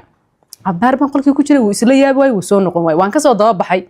maamadii hooyadii ahayd buu dhabta kaga jifaabsaday ilmeero hadda dhashay anigii waxay tirtay madaxa un baaba kala wareegayba waan iska soo noqday cashadii wixii dharkii iyo libiskii wixii dhan waan kala tuuray waan kala baabi'iyay waan iska seexday markaan iska seexday baan subaxii soo kacay saas hadaan geesayga u firfirin qolka jiifka kaligay baaba ku jira ninkii maba joogo waxaan istalo xaq ku seexday ma qolka ciyaalku seexday qolkii maamada mise banaankii meeshii xalay isagii hooyadii fadhiyeen buu seexday markaan saas waxay tiri guriga intaan uga soo baxay qolalkii aan qolka fadhiga dhexdiisa imid ninkii meel halkan iskaga jiifay kuraasti fadhiguba ku seexdayba halkan uu iska hurdaaba anna maanta oo dhan baan waxay tiri anigii ciil casho ku diyaarinay xalay oo dhan oo ku labisanay oo shamacyo ku shiday adna marna dhabta hooyadaabad ku seexan marna kuraasta fadhiga iigu seexan soo ma ah oo xataa qolkaaga ma soo galaysid waaya waxaad ka hesho waxba hayga siin bas ani waxaan go'aan ku gaadhay bitin marka inaanan la hadlin ninkaas gurigana ciddii doonta inay timaado walaashiba maxay tiri walaashiba kan tiri haduu yiraahdana inaanan la hadlin isagu fartuu qoro inaan qorade ilan isagaaba wanaag kasta ila wadin be wanaagsanow casho fiican u samee u labiso la sheekayso dajiba islahay isagii baaba wuxuu ii sameeynayaa ciyaalnimo waa inaan aniguna waxay tiri ciyaalnimo sameeyaa marka istareed waxay tiri waxaan xanaaqsan anaan furka isu taagtaagnaba maalin anoo jikada ku dhex jira baan wareeray dhulkaaban ku dhacayba cabaar baan meelaha fadhiyay biyaan cabay qolkaygaan galay waan yara seexday waan soo kacay mar alaala markaan isiraahdo wax qabo baan wareeray dhulkaan ku dhacay wax iga qaldan waan garan waayay isagii baan wacay cuntii waxaan rabay inaan kariyo wixii oo dhan baan iska wada damiyay waxaan ku waan xanuunsanahay ilmihii yaraana xilliga qadada loo karin lahaa baa laga qadana ma kari karo waan xanuunsanahay dee ma garanay wax iga qaldan kaalayo ilmaha qadiyo wax soo iibiyo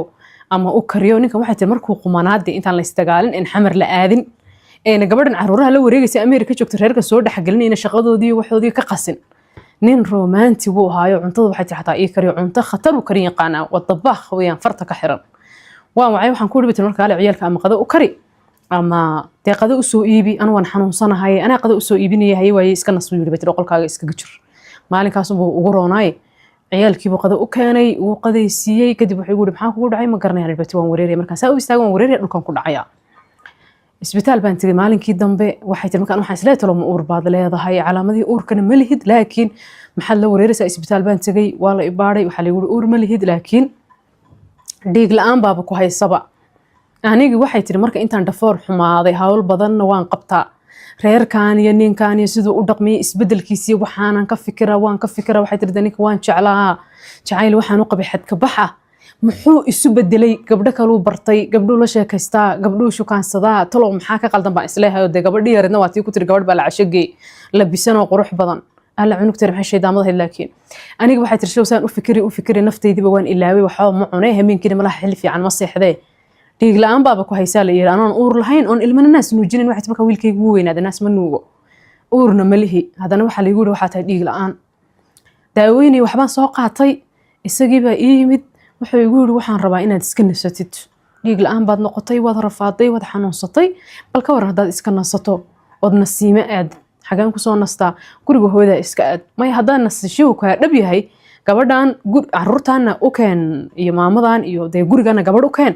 aniguna dee gurigaygaan iska joogay gurigaygaan iska nasanay qolkayga jiifkaan iskaga jiray maya saas ma rabo waxaan rabaa inaad guriga hooyada iska aadido adiga wiilka yar aad iska soo yar bal jawi iska soo bedelataan ilaa 10 bari guriga hooyada iskaga maqnaatid wax yar oo dhar qaadatidood guriga hooyada iska aadid maxaan ka doonaa guriga hooyada marka gurigayga maan ku nasto may guriga hooyada aad haywaa baan dhigtay marka guriga hooyada baan aaday waa diyaar guriga hooyada baan aaday guriga hooyada markaan aaday baan waxay tiri marka uu hameen intaan wacayoon meel aaday aniga gabadh walaashii saaxiibadeed waxay tiri aniga dee asxaab aan nahay baa israacnay ما walaasheed aniga walaasheedii ka weyneyd baa waxay tiri israacnay meel baan aadnay kadib isagii baan wacay waxaan ku gurigii baan aadayaa waan u ogaa inaan meel aadayo waxaan rabaa marka inaan lacag ii soo dirtid ama gaari wuxuu marka anaa taxi kuu soo diray taxi aan garanayo guriga ku geynaya taxi buu ii soo diray waxay tiri anuu suuqa joogo suuqa taxiga naga soo qaaday markaan meel marayno dhexe guriga aan gaarin baa ninkii taxi ku yiri meel halkan maqaayadana casho ka sii qaadanayna yaa buu maqaayadaas maqaayad heblaay na sii mari ninka wuxuu yiri may ani waxa la igu yiri gabadha halka ka soo qaad halka geey haddaad meel sii maraysid shaqo kuma lihi meeshii la igu yiri gabadha geey baan ku geynaya war hay geynin meeshii haddaadan maqaayada isii marinaynin joog bartan aad maraysid marka waan kaa degayaa maya anigu meeshii geey la igu yiri baan ku geynaya war waxaan idba tiri meel la hay geynina raali ha walaal istaag waan kaa degaynaa ani walaashiba iskaga degnay waxay maqaayadii baan tagnay markii hore hadduu taxiguna yeelaha cuntadeeda tag away baan ku qaadan lahayn waan iska fadhiisanay anagoo cashaynayna waxay ninkii soo wacay oo xanaaqsan naya maxaa ka qaldan maxaa ka siya maxaad rabtaa maxaad damacsan tahay maxaad u dan leedahay hee maxaan sameeyay ninkii aan kuu soo diray maxaad uga hadhay dee ninka waxaan ku yiri maqaayadii sii mar cashaan u baahanayo wuu diiday aniguna maqaayad baan hadda ka cashaynayaaba markaan cashayaana guriga tagay dee taxigaagana ma rabe haddaan doono waan lugaynayaa maana taxi raacaya maya anigu kuma fahmayo waxbaa kaa qaldan dan baad leedahay intay ka dhacday sidana tahay waayahan bood kibirsan tahay waxbaa kaasi alla maya ruuxa kibirsan waa adi ruuxa kibirsan ee wax ka soo salag leeyihiin waa adiga ay wareerinin baan ku yiri waxbaa kaasi ana waxba iga simay ruuxa ka siin waa adiga taleefankii buu jaray walaashiba marka waxay tahay maxaa dhacay waxa ma dhicin baan marka aniga walaasheedii iga weyn gabdhaha waxay tiri iga yar ee walaalahay saaxiib baan nahay hadda waan la sheekaystaa waan u caqli celiyaa ninkay guursanayaan xataa way igala tashadaan wax walba way ii sheegaan xiriir fiican baa naga dhaxay laakiin aniga walaasheedii iga weyn xiriir fiican nagama dhaxeeyo dee iyada waxay tiri markaan yaraa saaxiib iga dhiganinba wax fiican uma sheegi jirin waxay tiri maxaa horta idinka qaldan baryahana maxaa siya maya aan dhibay waxba si ma aha gurigii baan tagnay aabahay baa soo wacay wuxuu yiri sidray aabo ninkaagii hebel baa wuxuu igu yiri waan ku soo wacayay hadhow baan markaan shaqada ka baxo ku soo wacayay maxaa jira wax dhibaa jira guriga hooyada inaad joogtana maalmahan waan maqlay maya aan dhibay wax dhiba ma jiro waan xanuunsaday oo guriga hooyadii baan iskaga nasanayaa ma intaasun baa wax dhiba ma jiro may ani waxaan isla talo aabaha muxuu dhihi doonaa armuu dhaha gabadha waan furi anu waxay tiri ninka waxaa soo qalad uu ii geysanay maba arkaba waan jecelahay weli reerkaygana waan rabaa ninkaygana waan rabaa isaga un baa kibirsan talo muxuu dhihi doonaa taleefanka un kolba fiiri saacadda un kolba fiiri aabahay baa isoo wacay wuxuu ninkii waan wada hadalay wuxuu gabadhaadu ima maqasho igama amar qaadato saanay yeeshay sidan yeeshay naamsaasan isku ogeyn ma ninkaaga maqashid maad sidan yeeshid aniga waxay tiri waan xanaaqay oo waxaan dhibay tiri ma ninka saan ee la dhaqmay ee hooyadii iyo reerkooda dhan ee gumaystay ee guriga gabadha shaqaale xataa guriga ma keensanaysid ee cilaankayga ku shaqaysanay iidii gabadh Ameerika joogtaaba gumaysatayba on adoon u noqday ismaba ogiba anigu waxaan dhibay tiri gabigayguba gabadh Ameerika joogtaaba adduunyada cadaab haday igu haysaba oo cilaankii dhan ay barteen ku shaqaysanay ii diiday oo carruurteedan u haya oo gabadh shaqaale guriga lama keeni karo oo qof ima soo booqan karo xataa hooyaday way diiday inay soo booqato hooyaday walaalahay dadkii dhan way wada muuqalaan arrintii way wada ogaadeen kadibna wuxuu yiri marka ninkii baa ila soo hadlay oo wuxuu igu yiri gabadhana maxay ahayd i dhibtay marka haday saas tahay oo waxaad sheegayso uu run yahay de isaga ka qaldanba ninkii baa aabahay wacay wuxuu inta gabadheeda gumaysateen oo sagaal carruur u dhiibateen oo gurigii shaqaale keeni weydeen oo edeb iyo akhlaaq barihid maxaad yiraahday gabadhaada ay dhibtay gabadhaada ma adaa qaba horta mise walaashiba gabadheeda qabta isagii baa indhaha loo shitay marka oo lagu xanaaqay oo wuxuu yiri maya walaashay baa saana maya walaashay baa tiri guriga shaqaale la keenin maya walaashay baa tiri carruurta la ii hayo maya walaashay baa tiri war gabadha waxa maada qamis walaasha edeb ma lihide adii xaaskaaga iyo meesha degaysaan iyo wixii gurigiina imanaya maxaa walaasha ka galay walaashiba guriga kireysatay oo iyada lacagta bixisa gurigeeda ay kireysatay marka ee carruurteeda loogu hayo inuu qof soo boqdo walaashay ma rabto de gabadha guri dajisay marka soo adigu ma qabtid walaasha baa qabtay de ma awoodin aan guri inaan dajisto aabahay waxay tiri ninkii markay isfahmi waayeen walaalkaygi askariga haaba meel halkan soo fafakanayo ninka xun ka dhigta intaan rabaaxa ku fijiyo warqad ma kaaga qaadaa warmay subaar dhibay tir bulukaadi warqad ana hadda ninka in la iiga qaado marba aan reerkayga rabaay wiilkii waxay tiri marka ninka inuu la hadlo وكحشوني وحسليه دي ولا شيء اسمه بتدي ديقها عليسن عمله وحوليه ولا له هيس حمينين مركو يرك أنا فكري هيس حمينين وحوليه هيس حمينين هفكرن نينك حكم ميل مكاسارة ما جرى عجبي سبا ورقد هذا مكان قاعدة هيس حمينين أنا أكون والبيله ما يوحى لعبة الشيطان كإسكنار اسمه حميني وعادي ولكن مركو وجه ذابت وحنو يقل الدنيا هي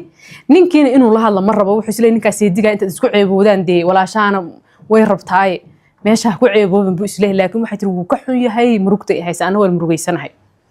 ninka ay soo waco hameenada kamida hay uu yiraahdo waxaan rabaa inaan wada hadalnay imow waan u imid meel baan fadhiisanay waan wada hadalnay waxa igu yiri walaalay macaanay anigu guri inaan ku dajistana ma awoodo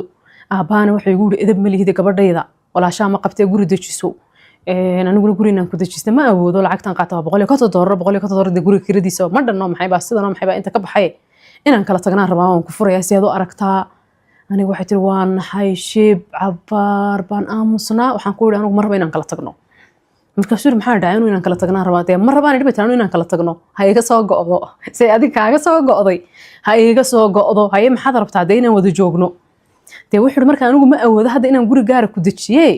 gurigiina aabahaba igu qayliyo wuxuu gabadhayda guriga caruuruhu joogaan lama geynayo mar dambe marka guriga hooyada miska joogaysa maxay ahayd waxaan rabaa lacag $50 inaan ku siiyo cunuga caanihiisa waxa iska dhigdhigatid guriga hooyada iska joog intuu de faraj iga farmayo ilaahay xaaladeena uu ka hagaajinayo hadaad rabin inaan isfurno hayaan irbatir guriga hooyada iska joogaya $50 cunugaaga yarka u soo dir waxaan irbatir $50 adigu qaado boqolka cunugaaga u soo dir ma yiri ma awoodo ma wuxuu yiri astaghfirullah cunugayga waxaan siinayaa $100 aniguna kontonkan qaadanaya guriga hooyada iska joog haye laakiin haddaan kala tagno daan cunugayga $50 u baan siin maxaa ilmaha marka la kala tagay marka la wada joogo farqiga u dhaxeerta nimanka xaasidsanaa qaarkood inna nimanka qaarkood si waxay u dhaqmaan aad isleedahay in qofkan macadaabka loo sii wataa maxaa ka siya ilmaha yarka haddaan wada joogno $100 baan siin haddaan kala tagnana konton baan ka dhigi lacagta aniga waxaan ilmaha kala tag ma rabo aslanba inaan isfurno ma rabo adu haddaad rabtid inaan kala tagno anigu ma rabo walaal ma doonayo reerkayga rabaa waan ku jeclahay waxaan rabaa wiilkayga yar aabii hooyadii inuu ku dhax karo furiin ma rabo guriga hooyadii ma iskaga noolaanaya adna guriga walaasha ku noolow shaqo iska raaso markaad shaqo heshid ee xaaladdu inoo gaadhay inaan guri kiraysanana dee guri aan degno waayahay sidii baa waxay ku kala tagnay $100 buu ii soo dirjay aniga waan fikiray waxaan isir maxaad guriga hooyada ka dhax qabanood ka fadhin cunugaaguna hadda uu ku weynaaday aayar intaad qol irid banaana kiraysatid oo waxay tiri meeshan guriga hooyadii waa guri yara fog guryaha magaalada dhexdeeda ee meelaha dadku ku badan yihiin qol ka kirayso irid banaana boodhkaaga cilaanka ku dhajiso midkii macmacaanka ku dhajiso shaqayso waxay tiri anaaba gacmo dahababa oo gacmahayga lacagta uga daadanaysa maanaaba u baahan bar ruux bini aadan inaan baryo aniga waxay tiri muddo dhowr bari markaan guriga hooyadii ku dhex fikiray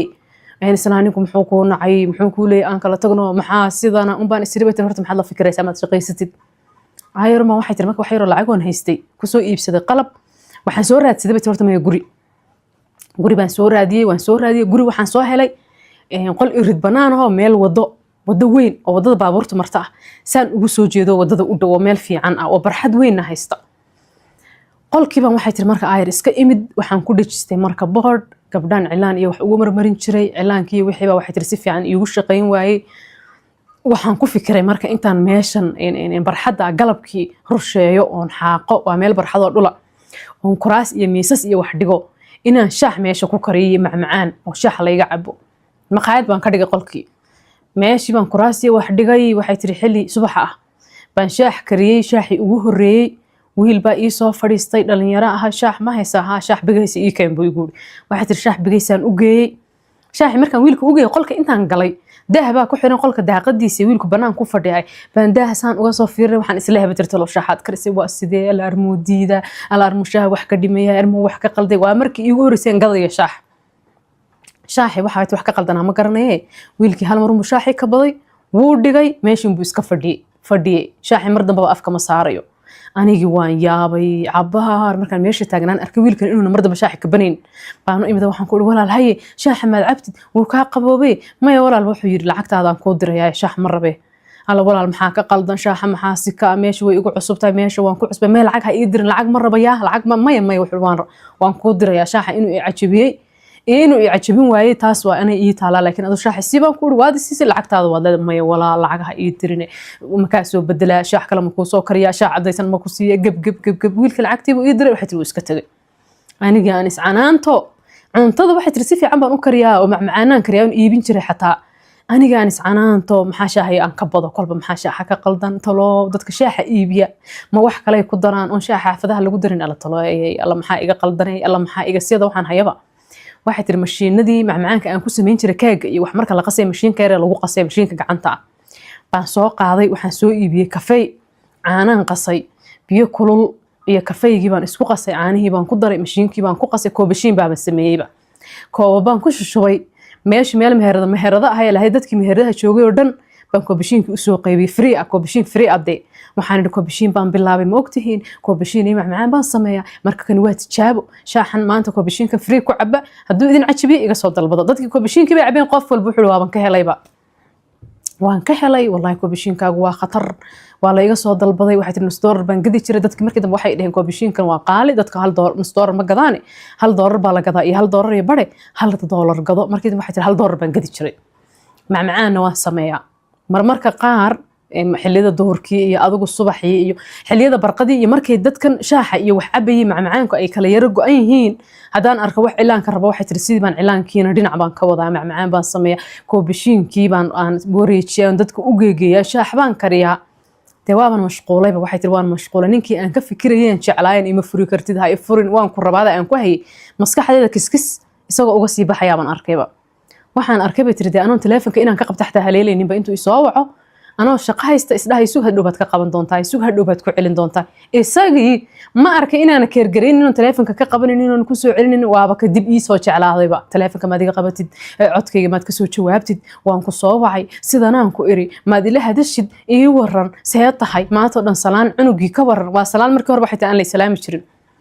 saas markuu arkay inaan mashquulsano danahayga ku foofay ninkii unbuuba bilaabayba inuu wicitaan igu soo badiyo see tahay maxaa teleefonka iiga qaban la'dahay ima rabtid miya waad inacday miya oo qofkii inacaya ilaha waan ku furayaa adi ma ahayn shalay sida qof aan qaladba gelin oon waxba samayninba waxay tiri iila dhaqmayaaba anna saanaad samaysay saanay ahayd adaa inacay adaa bilaabay maba idhaahdaba may waan mashquulsanaa shaqaan hayay xabiibi umbaan idhahdaa waxay tiri hawlahayga ma iska sii wataa maalin maalmaha ka mid a waxay tiri walaalkayga askarigaha oo kursi ku fadhiya oo fadhiya meeshii guriga hortiisa ahayd dee qolkan irid banaanka hortiisa oonana qolka gudihiisa wax ku qabsanayo unba waxay tiri cunugayga yaraa soo baxay isagoo banaanka meeshan ku ciyaaraya uu gaari weyna meesha soo socdo unba cunug yaraa waxay tiri dhinacii gaarigii u ordaya hadda yaa rabbi allaha awoodda leh fadligiisa iyo fadliga walaalkayba cunug yaraa ku badbaaday cunug yara gaarigi baa jiiri gaadhay walaalkay baa ku ordayoo sidee dirqiya cunug yara gaariga ka soo qabta walaalkay iyo cunug waxay halis bay galeen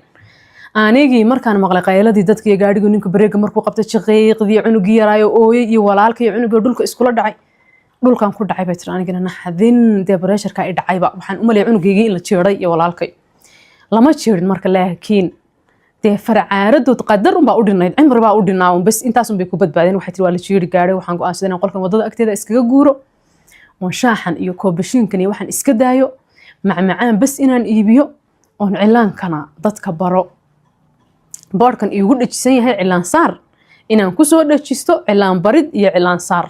wax allaale wixii u baahan in cilaan la baro markaa ha ii yimaada iyo wixii u baahan in macmacaan la baro boodhkii baan soo bedelay waxaan bilaabay bay tiri marka guri inaan raadiyo gurisaan u raadinayay ilaan dad baa waxay tiri show dilaalinaho guryaha loo dirsaday anu waxaan lugahaygan ku raadin guri baan raadiyey albaab baan gargaraacay bay tiri maalmaha kamid maalinkii waxay tiri iigu naxdinta iyo qosolka badnayd albaab baan gargaraacay saantan albaabkii gowsi ay waxay tiri halkan oo kale ku xiran baa igu soo booday aygu show uu xirnaa waxay tiri ana inuuna xidhnayn baan u malaynayay markuu aygu wah intii guri igu soo boodin baan waxay tiri cararoon cagaha wax ka day markaan cabaar sii orday aygina wali wuu ceeyaa waxay ila noqotay inuu ani igu daba jiro u eriyanayo cabaar markaan orday un baan gadaal soo fiiri mise cidba ima eriyanaysay aygan qaylinay wuu xidhan yahay albaabkii aan garaacay buu ka qaylinaya waxay tiri aniga meel intaan fadhiistay keligay qosol naaxadin cabaar baan haddana socday albaab kalaan gargaraacay anoo isla marka dadka guryaha leh albaabkay gargaraacay qof markuu ka furay waxay leedahay irid banaankan ma idinka banaan yahay guri walba filaa irid banaan buu leeyahay albaab kalaan gargaraacay islaantii saddexdeedu baaba iga furtay bay tiri fag haye xageed ka timid soo galbal soo dhawow haye maxaad raadinaysaa waxay u malaynaysaa inaan iyaga u socdo anigii waan naxay maamada halkanba kuma ogayna guriga aan ku ogaa guriga ilaan gurigii bay ka soo guureen guriganay soo degeen waxay tiri waan naxay waan hadli kari waayay si degdeg aan usoo kala wareegay waxay tiri iska dhaqaaqay maad soo gashid maxaad rabtayda iyadoo haysa ma iskaga soo tagay waxay tiri anoo la gurigii iska aad bal gurina weyday marna ay baad afka uga gashay marna islaantii sadoxda ahayde bal gurigiini iska aad anoo isla waxay tiri dhaxda soo socdo ninkii soo wacay markuu isoo wacay waxay ila noqotay inay hooyadii wacday ku tiri islaantaadi baa ii timid taleefankii baan ka qabtay anigu hooyadaa ma rabin iyada uma soconin wallaahi billaahi guriga inay degan yihiin xataa ma ogeyn ma raba xataa guriga inaan tago ma raba inaan booqdo ma raba inaan gabadhaas iyo walaasha iyo hooyada iyo caruurtiina iyo guriga mar dambe inaan ku noqdo ma rabo anigu maan ogeynba ninkii waxay tiri waxa ma ogabo iska soo kay wacay markaas in buru maxay naabul u kaadi shaydaanka iska naar bismillah sidramaad waa la timaanta ma isku dhaxyaacday ma rabin inaan u tago wallahi billahi anigu ma rabin inaan u tago hooyada markii hore waan jeclaa sida hooyadii oo kale ahayd muqdisho markaan ugu tagay lugahan cilaan u marin jiray madaxaan u tuushin jiray hadda iyadaasaan tiri ayadee maxay waxaan gadaal ka fahmay inuu iska soo kay wacay ninkan uu waxba waru haynin markaas maxaa kugu dhacay guriga intaan gargaraacay guri kiraahan raadsanay bay hooyada albaabka iga furtay marka waxaan u maleynay inay iyadu ku tiri islaantaadi baa ii timid may waxay waxaas anigu waruma hayee ma guri kiraahad raadinaysaa guriga degreedmad ka guuraysaa qol baad raadinaysaa irid banaan anigu ma kuu raadiyaa niman dilaalina ma kugu diraa maya nidhbatiri waan helay ma rabo ninka inaan wax dirsado waaban helay baan nidhbatiri qol baan raadinayay oo waan helay laakiin intaan qolka raadinayay wareegay baan hooyada beel ku arkay wuxuu dhahaa gurigii waan ka soo guurnay xaafadii waan ka soo guurnay xaafad kale aan soo degnay gabadh baan waxay tiri wacay niman dilaalin iyo wax taqaanay nimankii dilaalintaaba ii wacday dilaalintii waxay dhaheen waaban haynaaba qol waxay tiri marka guri weyn oo fila ah ku yaalo weeyinoo dee waa saxo qol aad u weyn bay nimankii geeyeen qolkii markaan saa u fiirfiiriyay dee maasha Allah waaban ka helay $70 baa la igaga kireeyay waxay tiri dee gabadh baa guriga degan marka gurigana dad baa degan qolkan irid banaankaana gooni baa loo kireeyaa gabadha guriga degan waxay tiri waxay noqotay gabadh fiican oo wanaagsan oo dee qofkan gabdha waxaa jira markay nolosha u kala kacsan tahay ee u qurux badan tahay ee jawi fiican ku jirto ee guri fiican degan tahay ee biil fiican qaadato ee nin fiican uu qabo markay aragto gabadh ama duruufaysan ama shaqaysanaysa ama ilmo lagu ama wax si ka yahay jecel inay garab istaagto oo caawiso oo u sheekayso oo la taliso oo maasha Allah sida gabadhii xala caawinaysay oo kale gabadhii Sacuudiyaanka ahayd xala amal qasideed wad xasuusataan ma aha gabadh waxay tiri guriga waxa deganeed marka fiican alla jecel yahay gabdhaha caawiya ee xaaladdu markay u kala degan tahay jawi qurux badan ku jirto gabadha xaaladdu jeexjeexday garab istaagta ee la talisa ee u sheekaysa ee la hadasha ee soo booqata ee ilmaha ka reebta markay meel aadayso ee markay xanuunsada isbitaalka ku soo booqata ee wax tarka marka ama dhaqaalaha noqdo ama hadal iyo garab istaag iyo la talin ha noqday waan jeclahay ilaahay ha barakeeyo gabdhaha caawiya aad baan u jeclahay gabadhii waxay noqotay marka waxay tiri guri weyn baan helay oo qolof fiican horto aad u weyn oo waasaca oo qayb dhan oo cilaanka dadka ku baro oo samuurad ku dhajistay qayb dhan oo waxay tiri marka aan gabdhaha cilaanka ugu saaro qayb aan macmacaan ku sameeyo baan ka kala dhigtay gabadhii guriga deganeedna gabadh fiican bay noqotay oo wanaagsan dee oo gabadh fiican oo waxay tiri deesaan u sheekaysanayno iyo say ila talinayso iyo ida xataa waxay tiri waxaan rabaa cilaanka inaan barto dadkii cilaanka baranay bay ku soo biirtay ani waxay tiri macallimad baan noqday marka dadka cilaanka barta gabdhaha cilaanka la baray waxay tiri lacag baan ka qaadaa bishii $15 gabadh walba midda ii imaanaysana waxaan ka qaadaa lacag heer waxaan gaadhay bay tiri dee aan is arkaya maalinkii anoo $300 shaqaystay qof cilaan la barayo iyo ku cilaan loo marinayo iyo mid macmacaan loo samaynayo marka la isku wada daraba maalmaha qaar waxay tiri waxaan arki jiray dee lacagaha ugu badan ciidaha shaqayn jiray maalmaha qaar waxaan is arki jiray bay tiri $300 anoo maqribkii haysta oon maanta bas shaqaystay anigii waxay tiri dee markaan isku filaaday aboowe hellow jacaylkii adduunkaan hayaa taleefanka iga qabo waan ku baryayaa bilisaan is aragno aan isla hadalna adoo igu hayaa aniguna wadhaaba maba haya dee waaba mashquulsanahayba jaanisaan kula hadlaaban la ahayba waxay tiri maba jaanisba umaba haya isagunba meelaha ka calacalaya aniga waxay tiri waxaan is arkay marka qofkan anoon rabinoo qalbigayga ka tirtirmay waan arkay hal mar saan u mashquulsanaa aniga waan isku filaaday wax fiican baan helay markii dambe uu yimid wuxuu igu waxaan rabaa dee inaan meel degno waadi nacday telefooniga ma qabatid ima soo wacdid waadi nacday sidii hore ma tihid